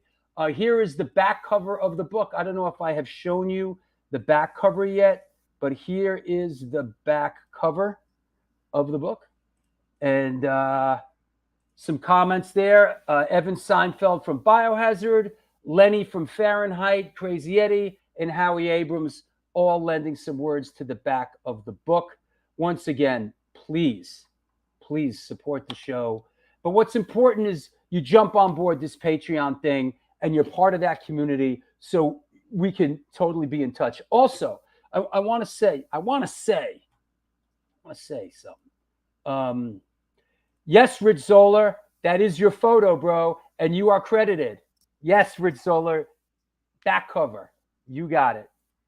You are in the mix, brother. Thank you. It is a great photo. That said, hey, any patrons or anybody, reach out to me anytime. I'm an accessible kind of person. I just want to say that feel free to reach out to me anytime. If you need perhaps some advice on raising your kids, on what shoe size to wear, band stuff, I just want you to know I'm available. I felt like I wanted to say that today, that I'm accessible, especially to patrons and people that watch this show.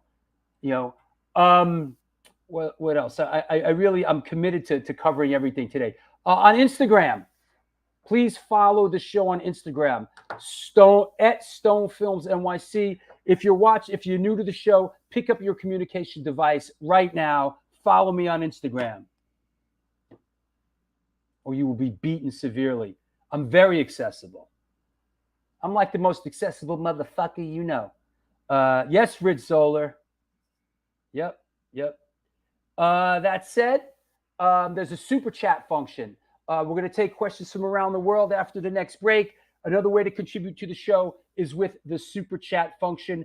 There is also a little merch line, a moich line, New York Hardcore Chronicles live merch on Teespring. If you're watching in YouTube, you can see it below. Also, subscribe to the show and do a thumbs up to like the show. Someone told me, you never tell people to like the show. You should tell that. It'll get more views, more hits. Whatever. Listen, feelings are fleeting. Whether they're bad or good, it all passes. So that said, let's bring on our guest, Dave Tree. Hey, what's up? I'll happily tell them, support the channel, support the show, support your brothers and sisters, being creative, taking big chances with their lives. And that's what, that's how good things happen. That's how the best things happen, right? I'm looking for you have a bunch of great stuff coming up. Bro, I'm brutal truth, man. Wow. I'm a dynamo. I'm a hurricane. I'm a napalm. What's that one from Pulp Fiction? I'm an atomic bomb dropping motherfucker. You're a street walking cheetah with an ass full of napalm. Hey, what's up with this? What's this? A tree beer? Tree beer, yeah. Well, because we're severe alcoholics, I have to have Well, I guess yes, but yeah, I have a tree beer. I'm working with Wandering Soul out of Beverly, Massachusetts. Right. Wow. My good friend Matt. He's a New Jersey hardcore kid. Can you imagine that? Cheers to New Jersey. Cheers, New Jersey. Where the Statue of Liberty stands, right? Let me ask you something. I don't know much about these matters, but what's an elephant beer? Why do I see that on certain thing? Elephant. Does that mean? Is that? I will tell you. So Matt came to pick up his T-shirts, and I'm out in my garage starting Tree back up again, and I got the band playing this song Elephant, and he's all like, "Wow, I forgot about this song. Would you be interested in doing a beer with me?" And I'm like, yeah, let's do like an elephant stout with a bunch of whiskey. And he's like, oh yeah, like a stout with like a whiskey in a whiskey barrel. And I'm like, no, like stout. And when it's done, we just pour a bunch of whiskey in it and then we can it, you know? And he's like, you can do that? no, of course not. But like, that's my dream, you know? That's my dream. Right. So that's why I'm like, yeah, can we do that? And he's like, no, but I could put out a beer or something. And I was like, all right. So then when the fall came around, I'm like, are you still doing that? And he's like, oh yeah, it's almost done. And I'm like, oh no shit. So we had a first run of it last fall, and then he made a new run of it this just now. I was just in the store. Yeah. That's what Chris Andrews said. In Copenhagen, they have a Carlsberg Elephant, very strong beer. I thought being that I don't know of these matters. I don't. It's not drink. like. So I thought elephant. I thought elephant was like some sort of style of beer. Yeah, it's an elephant. I know. Beer. I did that on purpose to be confusing. I did that absolutely on purpose. Well executed. People go, huh? Yeah. Well, like done. That was Trey did a lot of that. That's a lot of my art. It's like a lot of huh? Like is it this or is it that? So wait a minute. You know what it is? It's what's in your heart, baby, and that's how I find out. Boom. You know. So the tree hand plays out. I believe this was the last tree show for this original incarnation, right? The first kind of run. So I mean, from 90 to 2000, you guys were pretty proficient. You did 7 full-length recordings. You toured for 10 years. After No Regrets, No Remorse, why did Tree sort of go on hiatus? You know what? Good question. The good answer is this. It's like the band just was like, hey, can you stop booking shows for a little while? And I'm like, sure, I guess, no problem. And then, so like, that's when I started doing like Drug War a little bit just for fun, like I had this other band going on with these guys from Stompbox and this guy Keller and my good friend Mikey Welsh, who's passed away since, but like he was in it for a second. But this was the last show? Yeah, that was like the last show with the lineup that was from 90 to 2002, which was like me, Jake, Ooze, and Billy Fever. And nothing changed? You never changed a member in 10 years? No, not in those 10 years. Oh, wow. We did have another guy. Well, we all right, so here's the thing about Tree. We all grew up together in the small town in Westwood. We all played sports together. We all partied together. We all like played hockey on the frozen ponds in the middle of the winter together, So when I was like, when me and Jake started getting the band together, his brother Yuck was a better guitar player. So Jake went on bass. We had this one kid playing drums named Skinny, and then he left the band, and then I got Billy Hinckley, aka Billy Fever, on drums. And within like a couple months, his brother we knew he was a great. Oh, that's my buddy PJ. I love him. And Wino, I love him too. Yeah, I like Wino. Yeah, he's an awesome guy, and what a great musician, and like we got to play a bunch of shows with them. Spirit Caravan, and I like Wino. I've always been a fan of everything pretty much he's done. Yeah, he's an incredible talent. I consider him a friend. I've had him on the show. I've done stuff. I like Wino. He's a good dude. Yeah, and shout out to his bass player Dave, man. He's fucking awesome too. PJ, rest in peace. Yeah, PJ passed away. It was a horrible loss. It always is, because it always is. Yeah. I wasn't supposed to live this long, Drew. I didn't know. Like, they told me I was going to be dead at 20. It's not going to matter. You'll be dead at 20. And I'm like, oh, okay, cool. What's going on here? Oh, that's a baby head. It's Tree and a bunch of our friends and Gangrene. Is that right? Chris Doherty and Walter and. Oh yeah, I see Walter. Yeah. Yep. Remember? Do you remember? You ever go to Babyhead? There was a guy that would do his little hamburger stand in the parking lot across the street. Charlie Burger. So we loved him. So we'd always go over and talk to him and buy food from him. And Buddy Guy signed his thing, signed his like the thing that he was working out of, like the little shack thing that he would bring down there on wheels. And we asked him like, wow, can we sign it too? And he's like, yeah. So we sat it right next to Buddy Guy. And then the next time we came back, it was like half covered. And we're like, nice. And like Charlie just became like a fixture of the music scene too, just by being there and feeding us. You know, you guys are really you guys are living the life here in this van, man. This looks the van looks really lived in. Oh, dude, it's the best. Lived out of a Ford E150 for good 8 years. Traveled like for months at a time across like the country. Had all this camping gear in the not camping gear, but like 2 tents, a grill.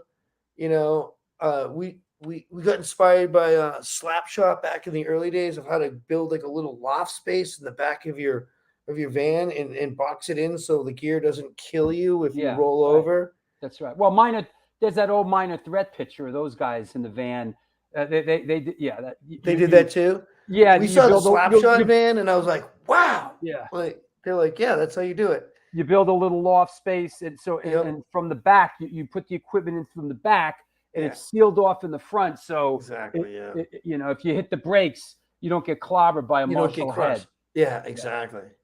I got to say, like in the early days, Slapshot was very, very good to Tree, and we were surprised. We're like, really? Absolutely, because we were like kind of like we weren't straight edge, you know. Yeah, we were more like a Gangrene style, I guess, if you would compare it to anything. But yeah, I got to thank them for that. Thank you, thanks, Chu. Definitely hook us up. Definitely hook us up. I know. So Tree kind of goes on hiatus.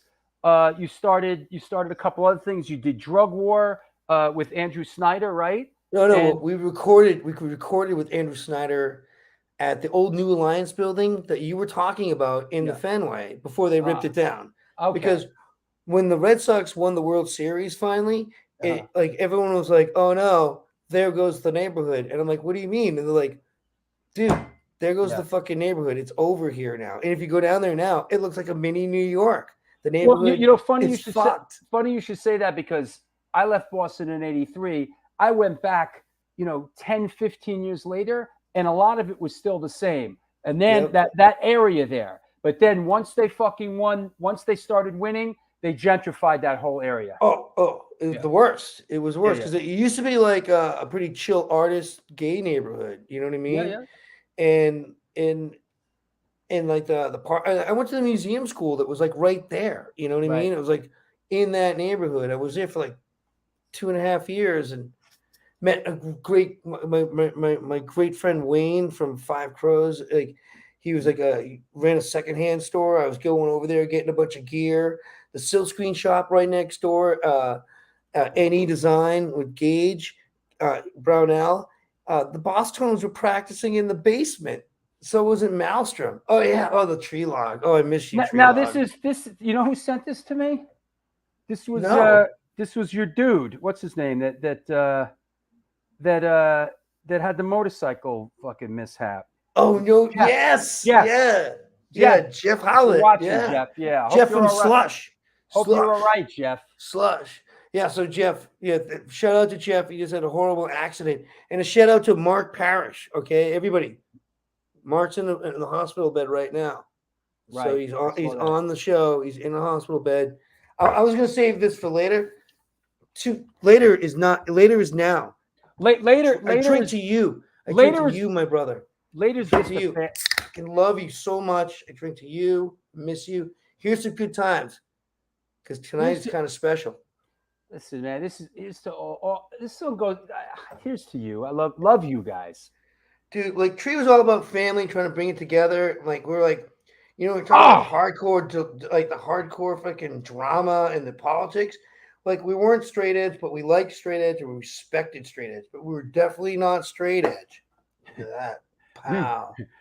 We were definitely not straight edge. But I loved and respected straight edge so much because it was like, don't tell me how to fucking live. Don't sell me your poison. Don't sell me your fucking bullshit dreams and lies. I looked beyond just alcohol and drugs. I looked beyond at straight edge as like, don't sell me your bullshit.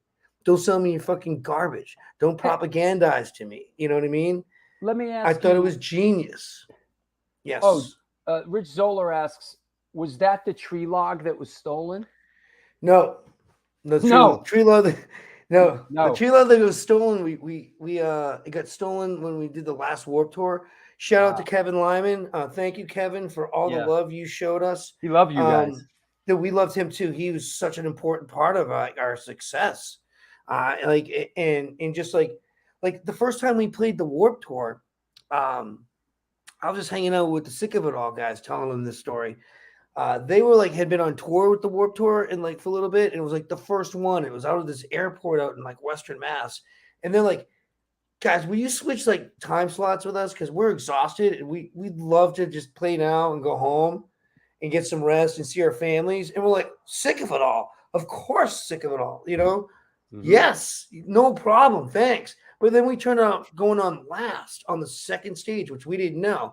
So pretty much fucking Sublime opened for us, and we were like, well, that's the cool thing. That's the cool thing about the Warped Tour is they mixed it up, and sometimes bands got some really nice slots. But let me ask you about this. What's with is this a tree thing? Giving the finger? It's my thing. I want everybody out there to give me the finger and show me how much you love me, Right. And everyone, because everyone loves giving people the finger, but why not give the people the finger? Girls, especially girls. Look at the girls. They're all like, yeah. Oh, dude, this is I learned a bunch of magic tricks of going on being on stage and being in front of people and stuff. And this was one of them. Spitting on the ceiling too was definitely another one. I'm playing at club, I would hunk a Louie on the stage because I have to spit once in a while. So it spit on the ceiling. So it would drip down slowly, and people would end up be I wanted to watch the show, but I was too busy watching your spit slowly drip off the ceiling. Yeah, I know it's tough to it's a tough act to follow. It's a tough racket. No, it's a tough that spit dropping from the ceiling. Yeah, tough act to follow. It's like following the monkey, like a monkey, on the Ed Sullivan Show or something. You're kind of fucked. No, it's like following Shooty's Groove after they just fucking tore the roof off of someplace, and I'll be like, oh god, I was exhausted and hungover. Can't be that now. Thanks, guys. Hey, you know what? Love you. They made us a better band too. It's I'll tell you what. It's here you go. It's like playing after Rebelmatic, which is what I just insisted on. We are playing Incendiary Device after Rebelmatic at our record release show November 12th. That's the equivalent of that. Rebelmatic just destroys the planet Earth every time they play. And I'm like, you know what? I want to play after you. Yeah, that's how you do it. That's how you hone your skills. If you're always going, oh, I'm going to play it safe, and I'm going to do this. It's no, how are you going to be better? By challenging yourself. That's right. By putting yourself on the spot sometimes, and learning how to download Chrome. What is this? What did I download? Chrome. Google Chrome. I downloaded Google Chrome just yesterday to be here with you today. I don't have Google Chrome. I don't know how to use this stuff. I'm a Luddite. I'm here to burn your computers. Burn your televisions. And make no mistake about it. Oh, sorry. You don't want to burn it. Technology is evil. Just like the Unabomber said, it's going to take down the planet. The human race will be destroyed because of technology. Dude, the Unabomber's we already wrote. Read that manifesto. Read that manifesto. He's on the point. Yeah, he's on point. He's on point. Anyway, let's talk about Sweet Tree Inc. Do you still have that? You had a silkscreen business, right? Well, yeah. So I've been printing I love silkscreen. I love making T-shirts, T-shirts themselves. The idea of walking around with a canvas, motherfucking canvas of art on your body, right? Right. Talking about anything. I've always been about that, right? I've been making my own T-shirts since the 70s. I learned how to silkscreen in 1980. And it was in this really old school fucking technology that they don't even use anymore, where you use acetate in this rubberized film double layered thing that you cut out by hand and then peel off. You know what I mean? And it's like now it's just like Photoshop. It's like you put like a liquid emulsion on the screen and you put in the dark and all that stuff. It's like it's easier, but it's a lot easier now. T-shirts are an important way of talking to people, spreading a message. And it was like I saw that as like real early. So not only made my own punk rock shirt. So when I first saw that first Suicidal Tendencies album, which is one of the best fucking albums out there, every song, it's undeniable, and the sound and style has never been replicated. Like they've gone on and no, but the guitar sound. The closest thing I ever heard of that kind of guitar sound on something was the solo in the middle of Just Can't Hate Enough by Sheer Terror. I'm like, wow, that kind of sounds like Suicidal. And that's about it. Like, no one does that. Like Mexican metal, guitar, punk, thrash, crossover, like in that moment of time, like they captured that. You know what I mean? Mm-hmm. I wish they could have proceeded more with that, but they proceeded like to success. You know what I mean? Like they would have been successful if they kept that style, but the style that they adopted. This Tree, Sheer Terror, Tree, Berserker. Berserker. Where's this? Oh, and where else? Middle East. Downstairs, Middle East. Mm. Yeah. That Wow. was a good one. Yeah. Malachite, our good friend Justine that played guitar, just passed away. I saw her at a wake for my other great friends. Toe Tag, yeah. They kind of sounded like Slapshot. It's kind of a cool name, Toe Tag. Great. I thought it was a great name, but we used to tease them mercilessly over that shit because we were friends with them. So you know what happens in Massachusetts when you're friends with somebody, you gotta like torture the shit out of them. So like, toe tag. So you're touching your toes all the time. Like, why are you touching your toes? Like, ass up, toe tag. You know, like fucking them. But we love them. Shout out to them. Like, they were like really. What was the Tree? So what was the impetus behind Tree? You resurrecting Tree, and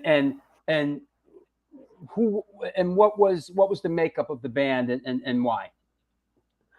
Well, all right. So Chris already had a stroke from Gangrene, right?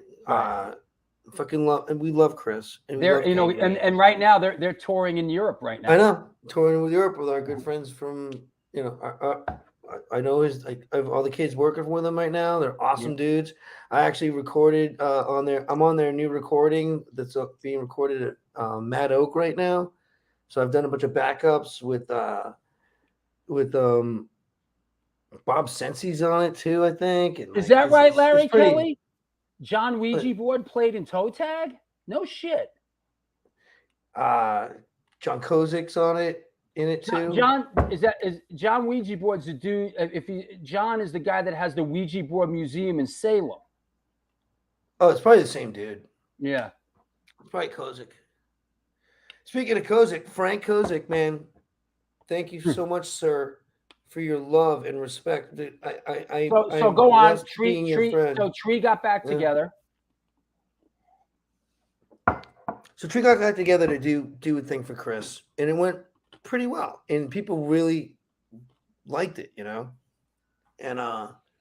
then we did a show for our good friend Julie Duffy, who had a horrible medical kid, she almost died, so we played for her and raised some money for her too, and we're getting these really good responses because I think I really believe that the time is now for fucking positive punk rock hardcore to make a fucking difference in this fucking world. And I saw it happening literally when it was in the worst of some people's lives, making a positive difference. And with all this fucking Trump ass bullshit and this dumbass fucking Joe Biden ass bullshit, people are all fucking angry. I mean, believe me, I'm a working class guy. I am always going to vote for whoever's going to be the best. Choose your bullshit, right? Right. But fucking Biden saying he's a fucking union president and not supporting the railroad workers that were saying, look, we're being overworked. We need to have sick days off. we'd be able to, like, oh, we're gonna lose our jobs. Like, what the fuck, you know? Like, and he shot them down. And then what? A month, 2 months later, out in East Palestine, like the whole train goes flying off the rails. People should move out of there. They can't live in that place anymore. That place is gonna be poisoned forever, you know. Are you talking about Palestine? East Palestine, out in like Ohio, where remember the train derailment where all the trains flew off the freaking I'm just rails wondering and, how. I'm just wondering how. they just wondering pronounced about how Palestine, me asking Palestine. you. I'm just wondering how East me Palestine. asking you about Tree getting back together has some way segued into a derailment of a train in Ohio. Because I want to write a song about that, and that shit needs to happen. And like, right? Like Biden, like the camps are too divided, man. We play happy punk rock hardcore, man. We want to bring the family together again. Like, stop fucking stabbing each other in the back and in the heart. You know, it's like, what is the future of this planet, of this country, if we're not going to get our shit together? If we're going to be constantly like the aggravation between each other, these two sides of left and right, blue, these colors of blue and red, these two colors are so mad at each other that everything's been like reduced to colors and just slogans, and no one's going to talk to each other. Like, what's the future? Like, it's going to be a mess. So I saw it as an opportunity. To be a mess. It's going to be a mess. No, absolutely a mess. So it's a perfect time for a good band like it's been a mess. Great bands. It's been a mess. Back to the mess. Yeah. No, like, you have to rock chaos, and if we're gonna rock chaos, let's rock it right. Let's try to like push the fucking envelope in the right direction. Larry says Dave didn't get that this is a no politics show memo. You know what? We're letting Dave spin his wheels. We're letting Dave do his thing. You asked me why the band's back together. It's all everything's all politics, brother. Yeah. So economics. Why is whatever happened with the band? Like, I'm gonna die. Fucking Biden. I'm so lucky to be alive now. I'm still lucky to be alive. But like, for how long? It's like, I see my mom. She's fading out. Like, she doesn't know what's happening anymore. How long is it before that's me? You know, my friends all around me are dying. You know, like, they just go. How long before that's I trip and fall like that? I am going to try to make shit happen as much as I could when I was a kid. I never stopped. But like, Tree was always my baby, and I didn't want it to stop. That wasn't my choice.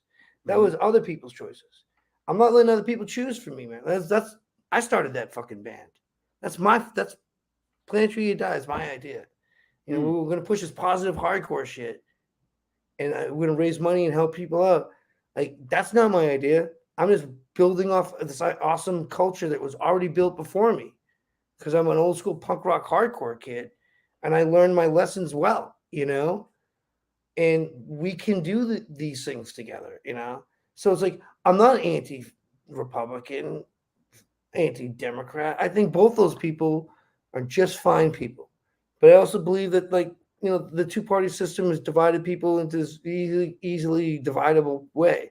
It's not like a real democracy when you have true choices of like who you could actually have running the country. You know what I mean? It's like you have these two corporate fucking political parties. They're corporate political parties. And like, one has one philosophy, one has another philosophy, but they serve the same fucking snake, you know? They're like the same. They're owned. They're owned until money is out of the fucking system and they're not fucking owned, you know? I'll stop writing songs. Speaking of corporate death burgers, can I do a sponsor break real quick? My little brother Brian had a song, a band called Battery Operated Revolution, and one of their songs was Corporate Death Burger, and it's like, I'm like, you know, that's an MDC song, you know? And he's like, oh yeah, but it's totally different. I'm like, okay. Let me take a sponsor break, and we'll come back and we will rant some more. Okay.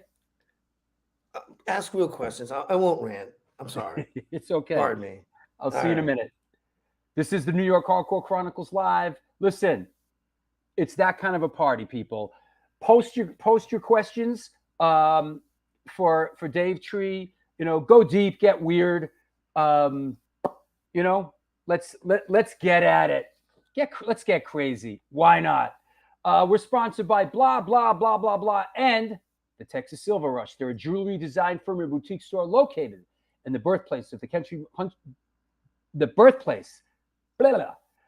Texas country music scene in Fredericksburg, Texas. They specialize in working with musicians in all music genres to design and create unique one-off pieces, as well as to style them for stage, album covers, promo photos, and social media exposure. Their client list includes Rock and Roll Hall of Famers Greg Rowley, Ringo Starr, and of course, Agnostic Front. Information on online sales are being taken at their Facebook and Instagram pages, and of course, www.texassilverrush.com. Looking for extreme music? DTFM Vinyl has got you, my friend. Located on 13th Ave in lovely Fargo, North Dakota, we have the state's best selection of punk, hardcore, metal, ska, oi, and more. Can't make it in? Shop online from anywhere in the country at www.dtfmvinyldistribute.com. DTFM Vinyl, where the policy still is and always will be, death to false metal. That said, just a couple of reminders, a couple of events coming up. This Saturday, I know somebody was just asking me about the South Carolina gig. This Saturday, I will be in Greenville, South Carolina with the lovely Rochelle, screening my new film, The Jews and the Blues, at the Greenville Jewish Film Festival. There's going to be music after and the whole bit. If you're in the area, I'd love to see you. That's this Saturday. Next show at the Barry Electric Free All Ages Sunday Matinee is September 3rd. School Drugs, Non-Residents, Fire is Murder, Cartel, Dragons at Noon, DJ Spike Polite. Come on down. The Dick Dynamite screening is Thursday, September 7th. Tickets are still on sale. I am moderating the Q&A with Vinny Stigma, director Robbie Steve Davidson, and actor Dick Valentine. Hey, Incendiary Devices playing with H2O at the Bridge 9 warehouse space on Saturday, September 9th. It's sold out in a half hour. I hope you got a ticket. Hope to see you up there. If not, and you're in Jersey, we will be playing in New Jersey with Spoiler NYC, Alan Robert from Life of Agony's band, The Take, our good friends Will Shepler and Scott Roberts, The Ice Cold Killers, and Frequency Overload. That is Saturday, September 30th. The Drew Stone Hit Squad has reunited. You heard? And we're playing Organic Grill on Sunday, October 29th. And the big one, Sunday, November 12th at the Bowery Electric Free All Ages Sunday Matinee. Record coming out on Bridge 9, the self-titled record, Incendiary Device. It's going to jump off tonight. Rebelmatic, The Craze playing their first show in a couple years, Cortisol, and Pembroke, with featuring John Bovano of Super Touch. So lots going on with that stuff.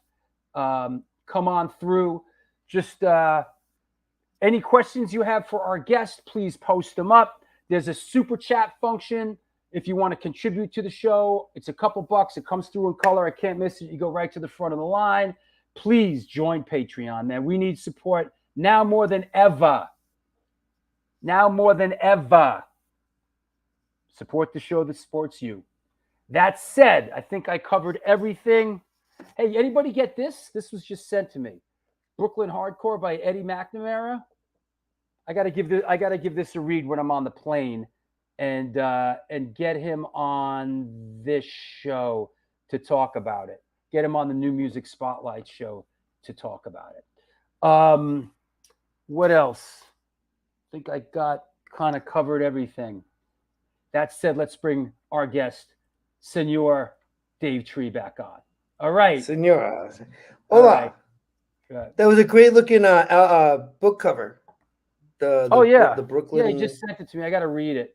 Brooklyn Hardcore. Yep. Yeah. Nice one. Let's see. I think more people should write books. I think everyone's story is important. Of course. Get it out there. Yeah. John asks, new Tree album? We got like 6 stuff recordings done from we did it up at Galaxy Park at Richard Mars, and we mastered it up at Mammoth Sound up in Maine with Dan Randall. Okay. And we do 6 new songs, and we got a cover of "This Land Is Your Land" with Chris Doherty singing backups.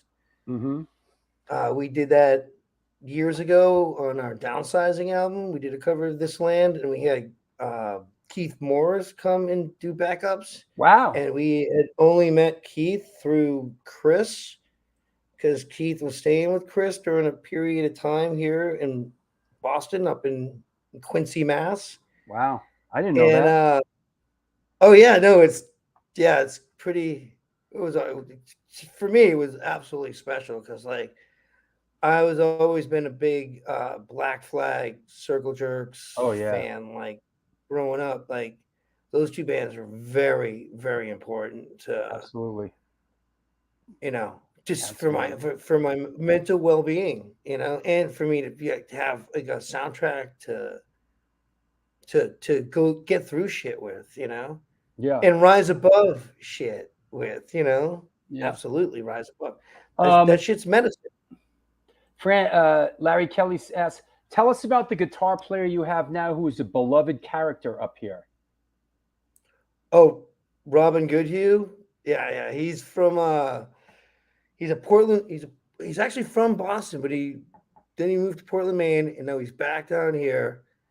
And yeah, I've known Robin since he was 14 years old. We played a show up in Portland, Maine, at a club called the Living Tree Club. It was a lesbian club, and they let the kids have hardcore shows during Sunday. Yeah, and the women that ran the place were really nice, and it was a cool club. And we were Tree, and they were the Living Tree Club. And those kids went, we played up there, and they went absolutely berserk. They had their own unique low dance style that I had never seen yet. Like when I started touring around, I started like seeing all these new styles. So like I met Robin that day, and we have been friends ever since. So when I needed to get this band together, I knew he had the skills and the talent that I needed to help me do it. Because like not only is he like a guitar player, but he's a booking agent. He ran his own label, and he's really smart. And he had always been a great friend of mine. This is a current picture of the band, correct? Yes. So he's the first one on the left. Yep. All right. And then I got Chris, Mr. Grass, Pentagrass, right on the other side. He's the bass player. So I've known Chris forever. He's been a really good friend of mine too. And it's like it was hard for me to like make the move because I really wanted the original guys to be part of the band. Sure. And they just didn't want to do it anymore. And I'm like, okay. I've been there, man. Right? I've been there. Like, and so I'm like, well, I'm gonna do it then. It's like, but like the other thing is like a couple of the guys are like, we're starting new bands. I'm like, just do us. Let's just do us. Yeah. And we're getting old. Who knows how much time we have? Let's fucking pump out a bunch of new music. Let's get fucking really productive and fucking write a bunch of new shit. And you start putting shit out. Boom, boom, boom, boom, boom. And they weren't interested. So I literally called my buddy Robin up, and I'm like, actually, I saw this kid's one piece. All right. Whoa. Any memories of playing Central Pennsylvania back in the day? We played there a lot. Of course. Listen, Dave. Where's that photo? You're getting 90 seconds per question, then I'm cutting you off. Right. Next question. Absolutely. Any memories on playing Central Pennsylvania back all in the time? We played there a lot. York, Pennsylvania was awesome. There was a record store there. You could play in the record store. It was amazing. And the kids loved us. We could stay at their houses, and we had a place to stay. Champion, we played in Champion. It was awesome. These kids, we didn't really even know. They came down, they asked us. We played in this grain barn to about 1,000 kids. A grain barn? A giant grain barn. And to 1,000 kids, it was absolutely awesome, berserk, fucking beautiful. They're like, hey, where you guys staying? We're like, in the grain barn. We're just going to pull our van in and stay here. They're like, no, you can stay in the why don't you stay at our camp? up in the woods. So we drive our van way up into the woods, into these fucking dirt roads, all the way into the. We finally get to their camp. It's like a fucking mansion in the woods. We're like, that's your camp? Like, that's the fucking camp? It's like a 4-story house. It's a fucking mansion in the motherfucking woods of Pennsylvania. Like, yeah, we'll stay here. And then I literally fucking walked in the backyard and fucking into the woods, and I found a kill pit where they fucking throw all the fucking body parts for fucking like animals that they've hunted, which are mostly deer. So there's this rotting pit of fucking flesh, and I'm like, man. I came across a kill pit once for off a farm, and it was all, I guess, for like 100 years, cows. He would throw the cows in there. Man, it was brutal. So I saw that, and then I walked a little farther. I got up in the tree. I climbed up in this tree because I do that. I climb trees, and it makes me feel good. Okay, so I'm way up in this tree, and I'm sitting there, and I'm like, I'm finally away from humanity. I can't hear a fucking thing, and all of a sudden I hear the fucking cars, and I'm like, oh no! I heard a car, and I'm like, fuck! And then I wrote a song about it. It's the same old song remains the same. It's the first line's inspired by the Minutemen. It's like, as I look out over this beautiful land, I follow my eyes up to the bright blue sky. I think to myself, when all this goes, that'll be the day that I want to die. And like, that's the beginning of that song, sitting in that tree, like thinking about the Minutemen, thinking about humanity, thinking about the kill pit, thinking about how there's no escape. And I got to like turn back. Like, I can't go into the woods anymore. I got to turn back from the woods. And cut. Next. Go. Sam Black Church. You have 90 seconds. Go. All right, Sam Black Church, one of the fucking awesome bands I ever saw. Totally blew me away. I was going to Framingham State at the time.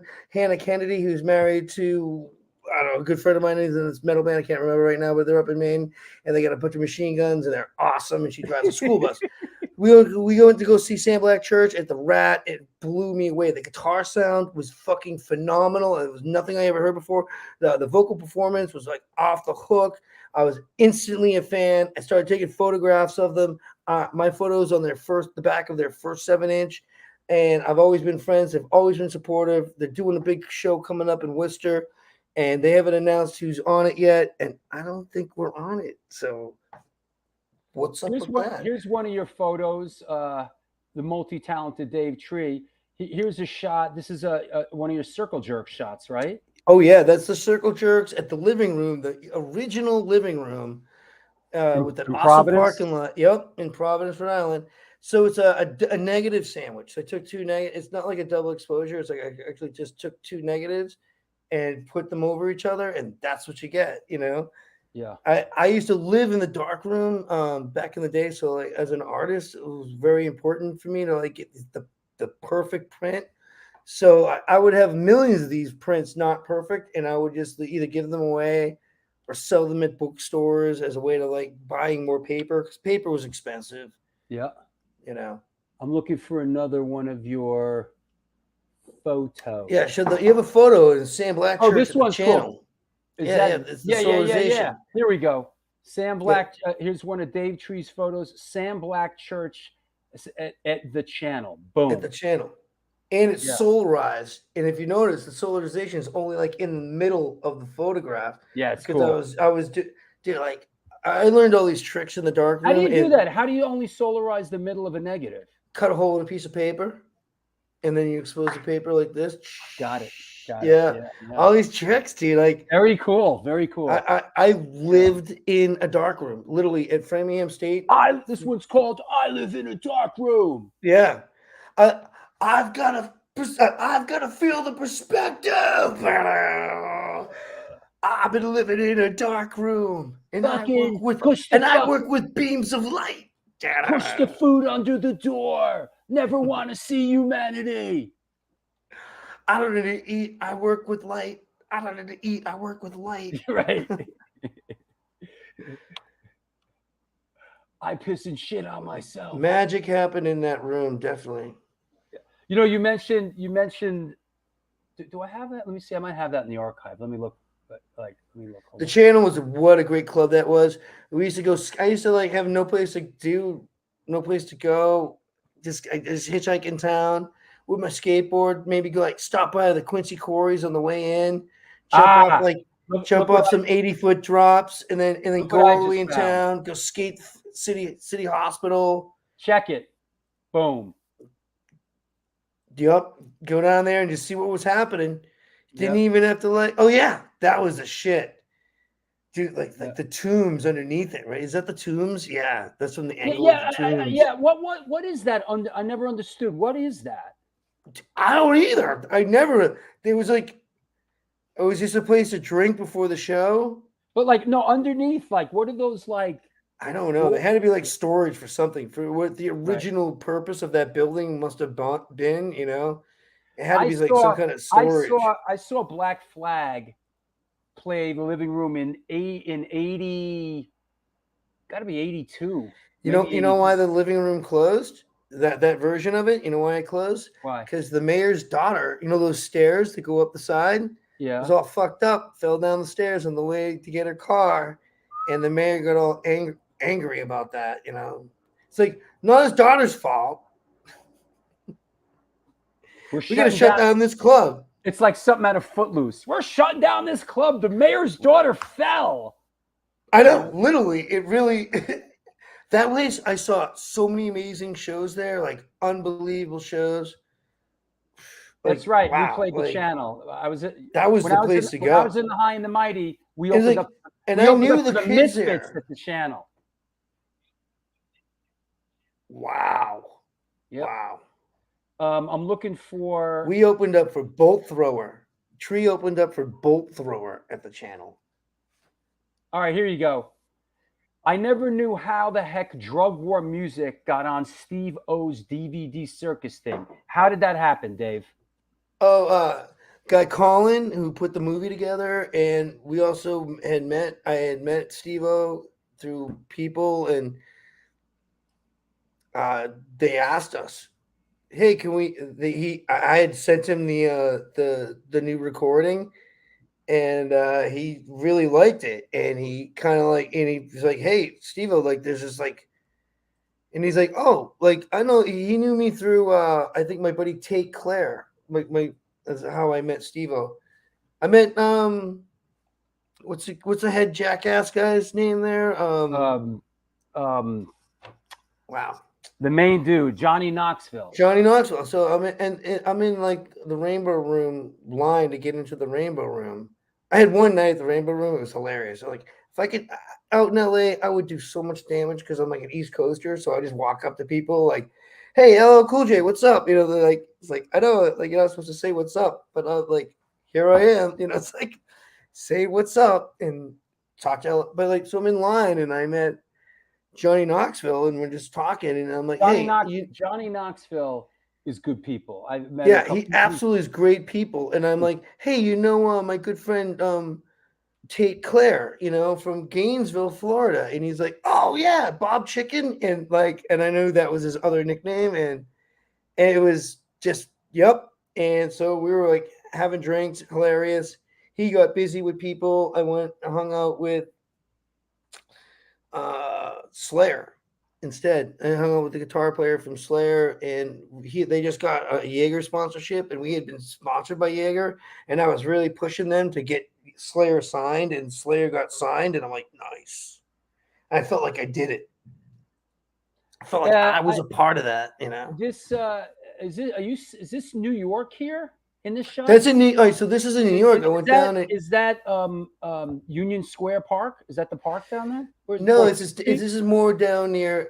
There was an art fair that was going on called the Armory Art Fair, and it was more on the east side, west side, kind of near the meatpacking district area, whatever that is now, And I was doing an art show with Uta. She was another artist she's out in New York now. Shout out to Uta.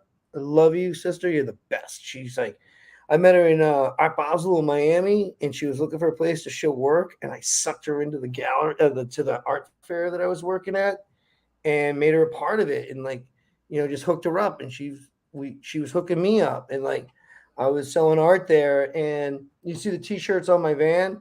Yeah.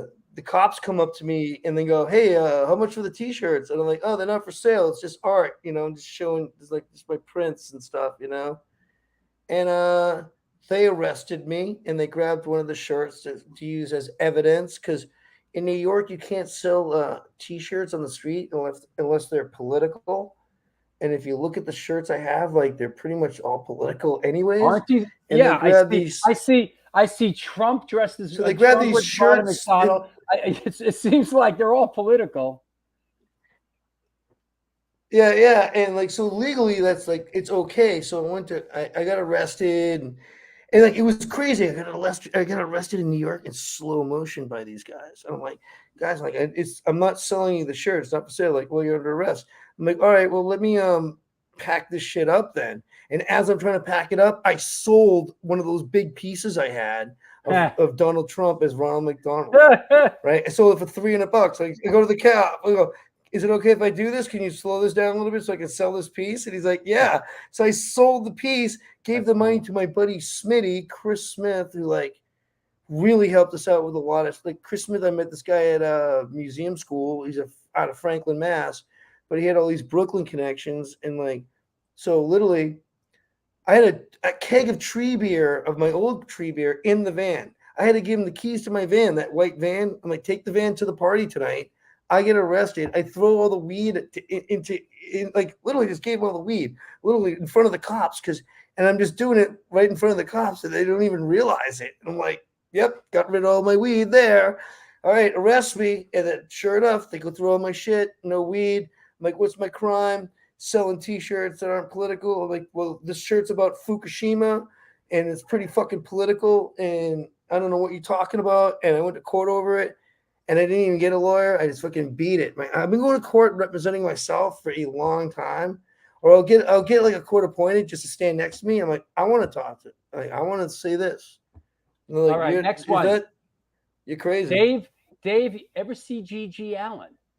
Being you're like a Massachusetts guy. Yeah. There must be some sort of G.G. Allin interaction. Twice.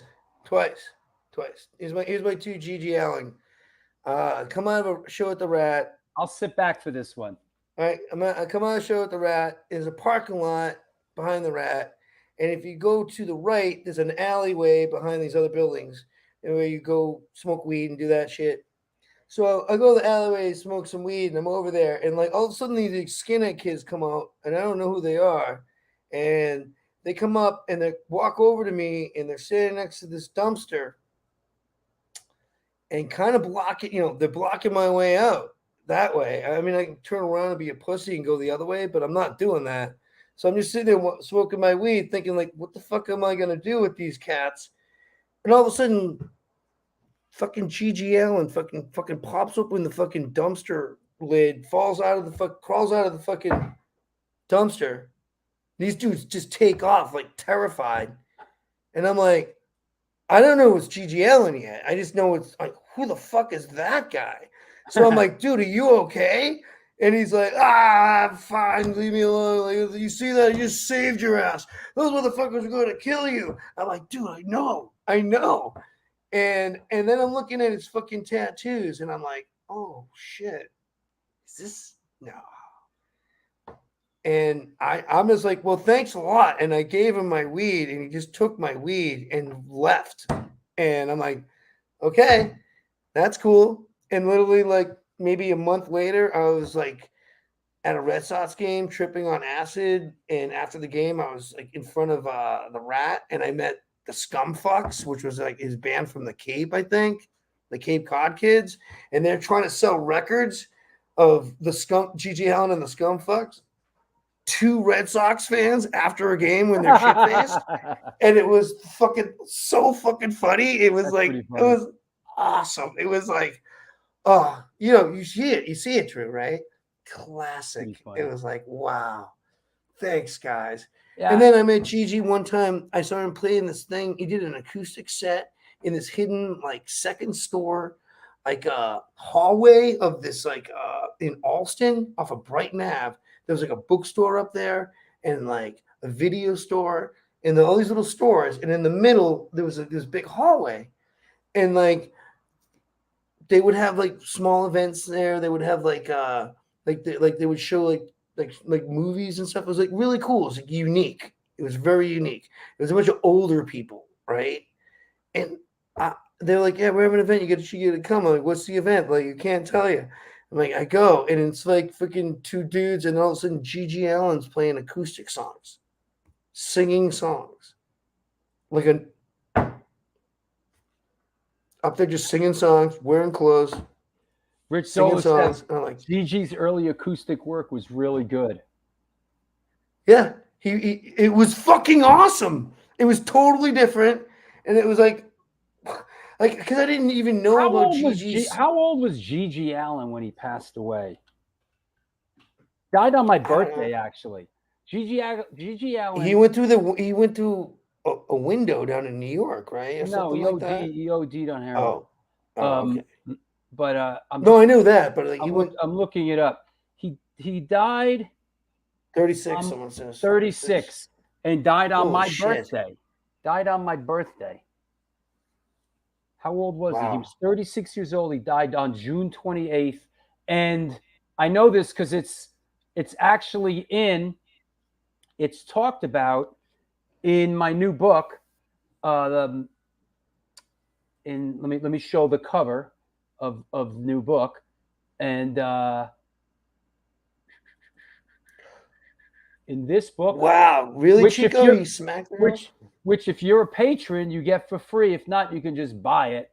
But we talk about the club, the gas station here in New York. Rich Zoller, you even mentioned it. His last show he ever played was at the gas station in New York City. Yeah. And then that was the 27th. And I guess that night he was partying into the wee hours, and he died. So check it out. Chico says Gigi smacked that girl, Allston Mall. That was the place they used to call it, the Allston Mall. So right. I can't remember if he smacked some girl. I was always like, I was getting a lot fucked up just on drinking when I was a kid, and that was my thing. I was too afraid to I already knew I had a problem with booze, so I didn't really go beyond that shit. And, there's a video of it. Oh, no way. Yeah. Listen, he's Gigi Allen. I mean, I know, of course, right? Yeah, I know. I mean, what is? But Gigi Allen? When he went up and performed, though, it was like all of a sudden he wasn't Gigi. It was like a different thing. Also, I never saw Gigi Allen because when I was up in Boston in the early '80s, there was no allure of that to sort of me and my skinhead friends. Yeah. We were like, fuck that guy. He's a fuck that guy. Now later on, maybe I could have appreciated going to a show and having him throw Duty around or something but at the time I was like, nah. I was an Iggy fan, and I saw it just an extension of the Iggy Pop thing. Sure. Of pushing the envelope, really. Yeah. And literally, I felt it unnerving, and it made me it worked. He to me. Larry Kelly says he was a hippie hick from New Hampshire. Dude, his work and he went to prison, and he came out of prison, and he was all of a sudden had a new act, right? And it was Attack Core. I was good friends with Seth. I was good friends with Seth Putnam from Anal Cunt. Me and Seth are really good friends. Right. Another dude that's wow, you're friends with Seth? How's that? I'm like, well, I don't know. Sometimes you got to save him from getting killed. Well, are you all over their record? Don't you sing on I Like It When You Die? I do. Yeah, I'm all over that record. I remember that, yeah. 28 tracks. Well, it's because Phil Anselmo from Pantera couldn't make it last minute. Right. Because Phil was a big fan, and Phil was really good to treat. So I got a shout out to him. Thank you, Phil. Yeah. He was very nice to us. Yep. We were out in Spokane, Washington, in a parking lot in poverty, and he gave us a bunch of beer. We just the Sepultura has been very good to treat too. Like to say what's up to them. Back in the day, early Sepultura with Max. Very early Sepultura when I was at Kelton Street. Butch, who was my neighbor, who was also the drummer, they had the deep basement. His roommate was Brazilian in Sepultura. When they were first coming here, they would come and stay there. And we'd meet them and barbecue in the backyard. Brazilian barbecue. Oh, food. I'm Irish. I have no, I grew up with no flavor. Yeah, right. Zero flavor. Also, these people bring flavor flair from around the world. I say, like, you know how we start wars? Like, we have, like, just fight people with, like, recipes, you know? Yeah. Fight them with recipes. But yeah, Hey. man, like, they were, like, literally, we met them out in Spokane. And, like, we got into their show. Like, they let us in, and then we're hanging out. A couple more pictures that I didn't get a chance to post. What's going on? Yeah, sure. What's going on here?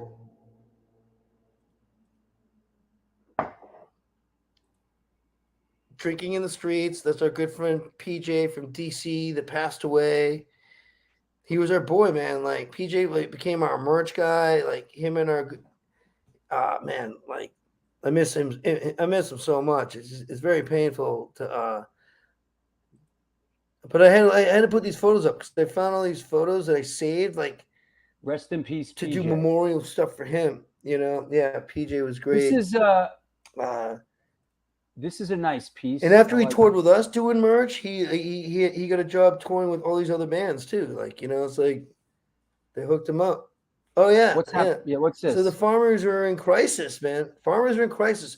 Our land's in crisis. So, like, I make art about, like, when you hang the flag upside down, it's not just respecting this country. It just means you need help. It's an emergency here. You know what I mean? And, like, we want to save the family farm. Corporate farm's not a good farm. It's not the farm we want. You know, we want to support the family farms as much as possible. With all the chemicals they're using and Monsanto using Roundup and all that, cross-pollinating in other people's fields and stuff, it's a horror show what's going on. You know, yeah. Ugh. So I you know, so that it's like it's about helping people. So that sounds like that. So that's about, like, hey, we need help over here. We're America's farmers, and so that's a nice big painting too. Came out good. Here's another piece of your art. Tell us about this. Oh yeah.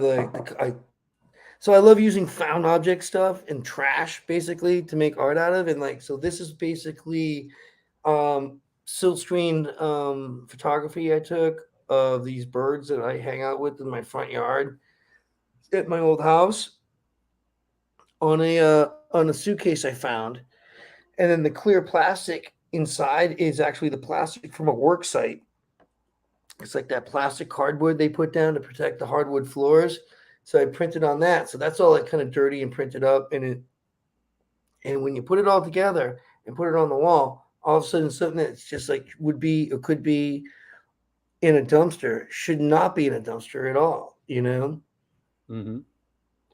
And it's one of my like things one of my forms I came up with as an artist at museum school, which was like this found object, mixing it up with silk screen, poetry, photography, and making it function somehow so you could move something, you know, touch it. This is a recycle it, you know. This is an interesting one. Do you remember being a surprise opening band for Biohazard at Axis? Yes. Yeah. Yes, absolutely. I met the Biohazard guys when, like, real early through some, like, skinhead kids I was hanging out with here in Boston. A couple of kids from Rosendale, Paul, and this other dude I can't remember that used to film all the time. We used to, like, when they first came to Boston, we were at all those shows, and I'm so happy to see them back up in business. You know, dude, all I've been doing is looking at fucking Biohazard footage.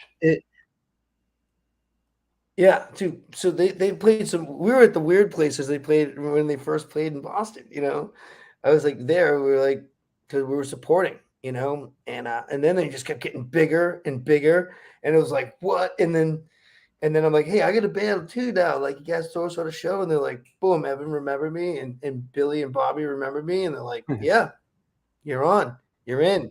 Hey, yeah, we remember you. I've been sitting here. Yeah, so that's how it looked. We lucked out so much. Like, we lucked out so much. We got, like, hooked up with some great bands from especially from New York back in the day. Like I said, Warzone. We got to play with them. Murphy's Law. Man, that was one of my favorite bands to go see when I was a kid. Got to play with Jimmy G. Are you kidding me? Fucking awesome. You know, Goat was on drums at the time. It's like, got to play with Marauder, got to play with Sheer Terror. Oh my God, fucking Sheer Terror. Big, one of my personal big faves growing up, and like got to play with Sheer Terror. Was sick of it all. Agnostic Front, getting to play with Hey, those you know guys. what? Like, We got it. You know what? We got to get you. We got to get you down here. You got to do one of these Bowery Electric shows. Absolutely, absolutely. Yeah, we'll hook that up. Definitely hook that up. The future is ours, right?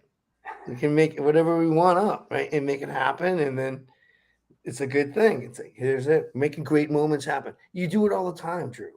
You do it all the time. You're making people's life more beautiful every show you do. I try, man. I try. I do it because I love it. I sincerely believe that. I sincerely believe that. I do too. You know, it ain't. That's why I do it. That's why I do it. Yeah. Too. Absolutely. Yeah.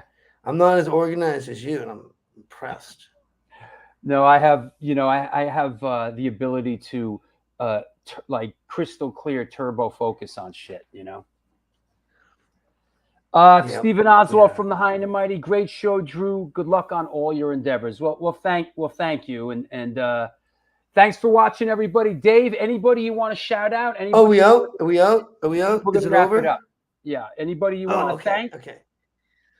I'd like to thank Mark Parrish right away, who's coming from the hospital bed. I love you, brother. I'm always family. I'd like to thank everyone that tuned in. I'd like to thank Drew, especially. Thank you so much for having me over. I'd like to thank Larry Kelly for being such a bridge for so many things. Yeah. I'd like to give a shout out to like Chico that jumped in here, and like Kook One, number one Kooks. Like, thank you, brother.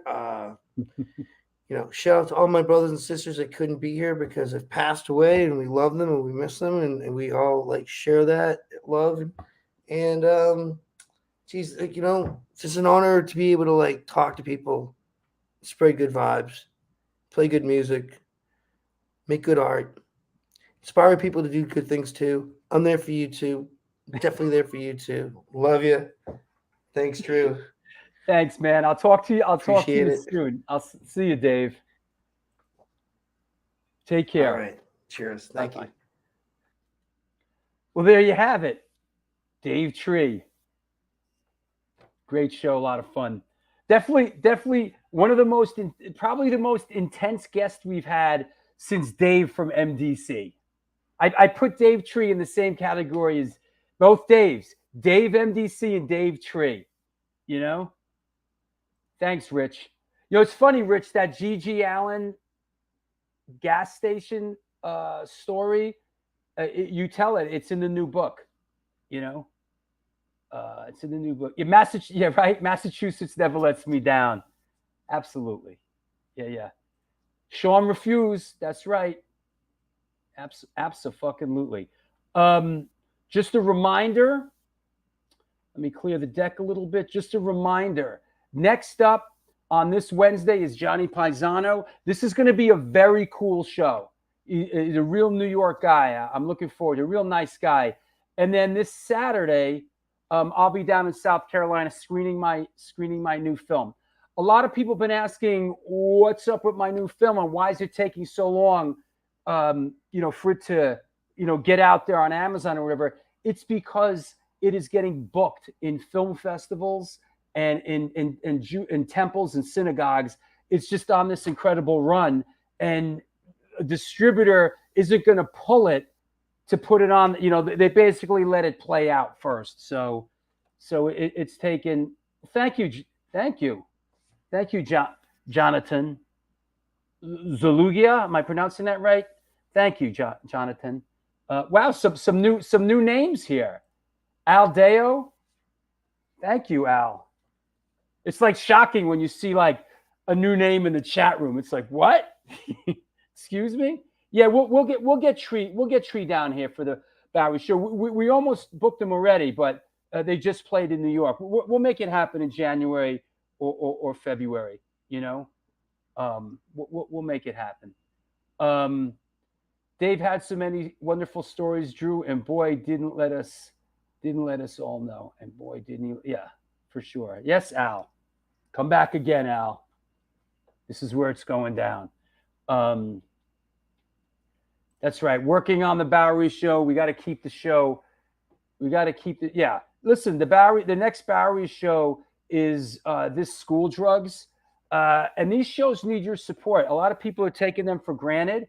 I've done, this is the 41st show, but get up off your ass and get down and support these shows. This shit is important, man. We lose these Bowery shows, we are fucked. We do not want to lose these Bowery shows. So that said, thanks a lot, everybody. Another fun show in the books. We'll see you in a couple of days. Do your thing. Reach out to me if you need to. Tell your loved ones that you love them, and do good things, and good things will come to you.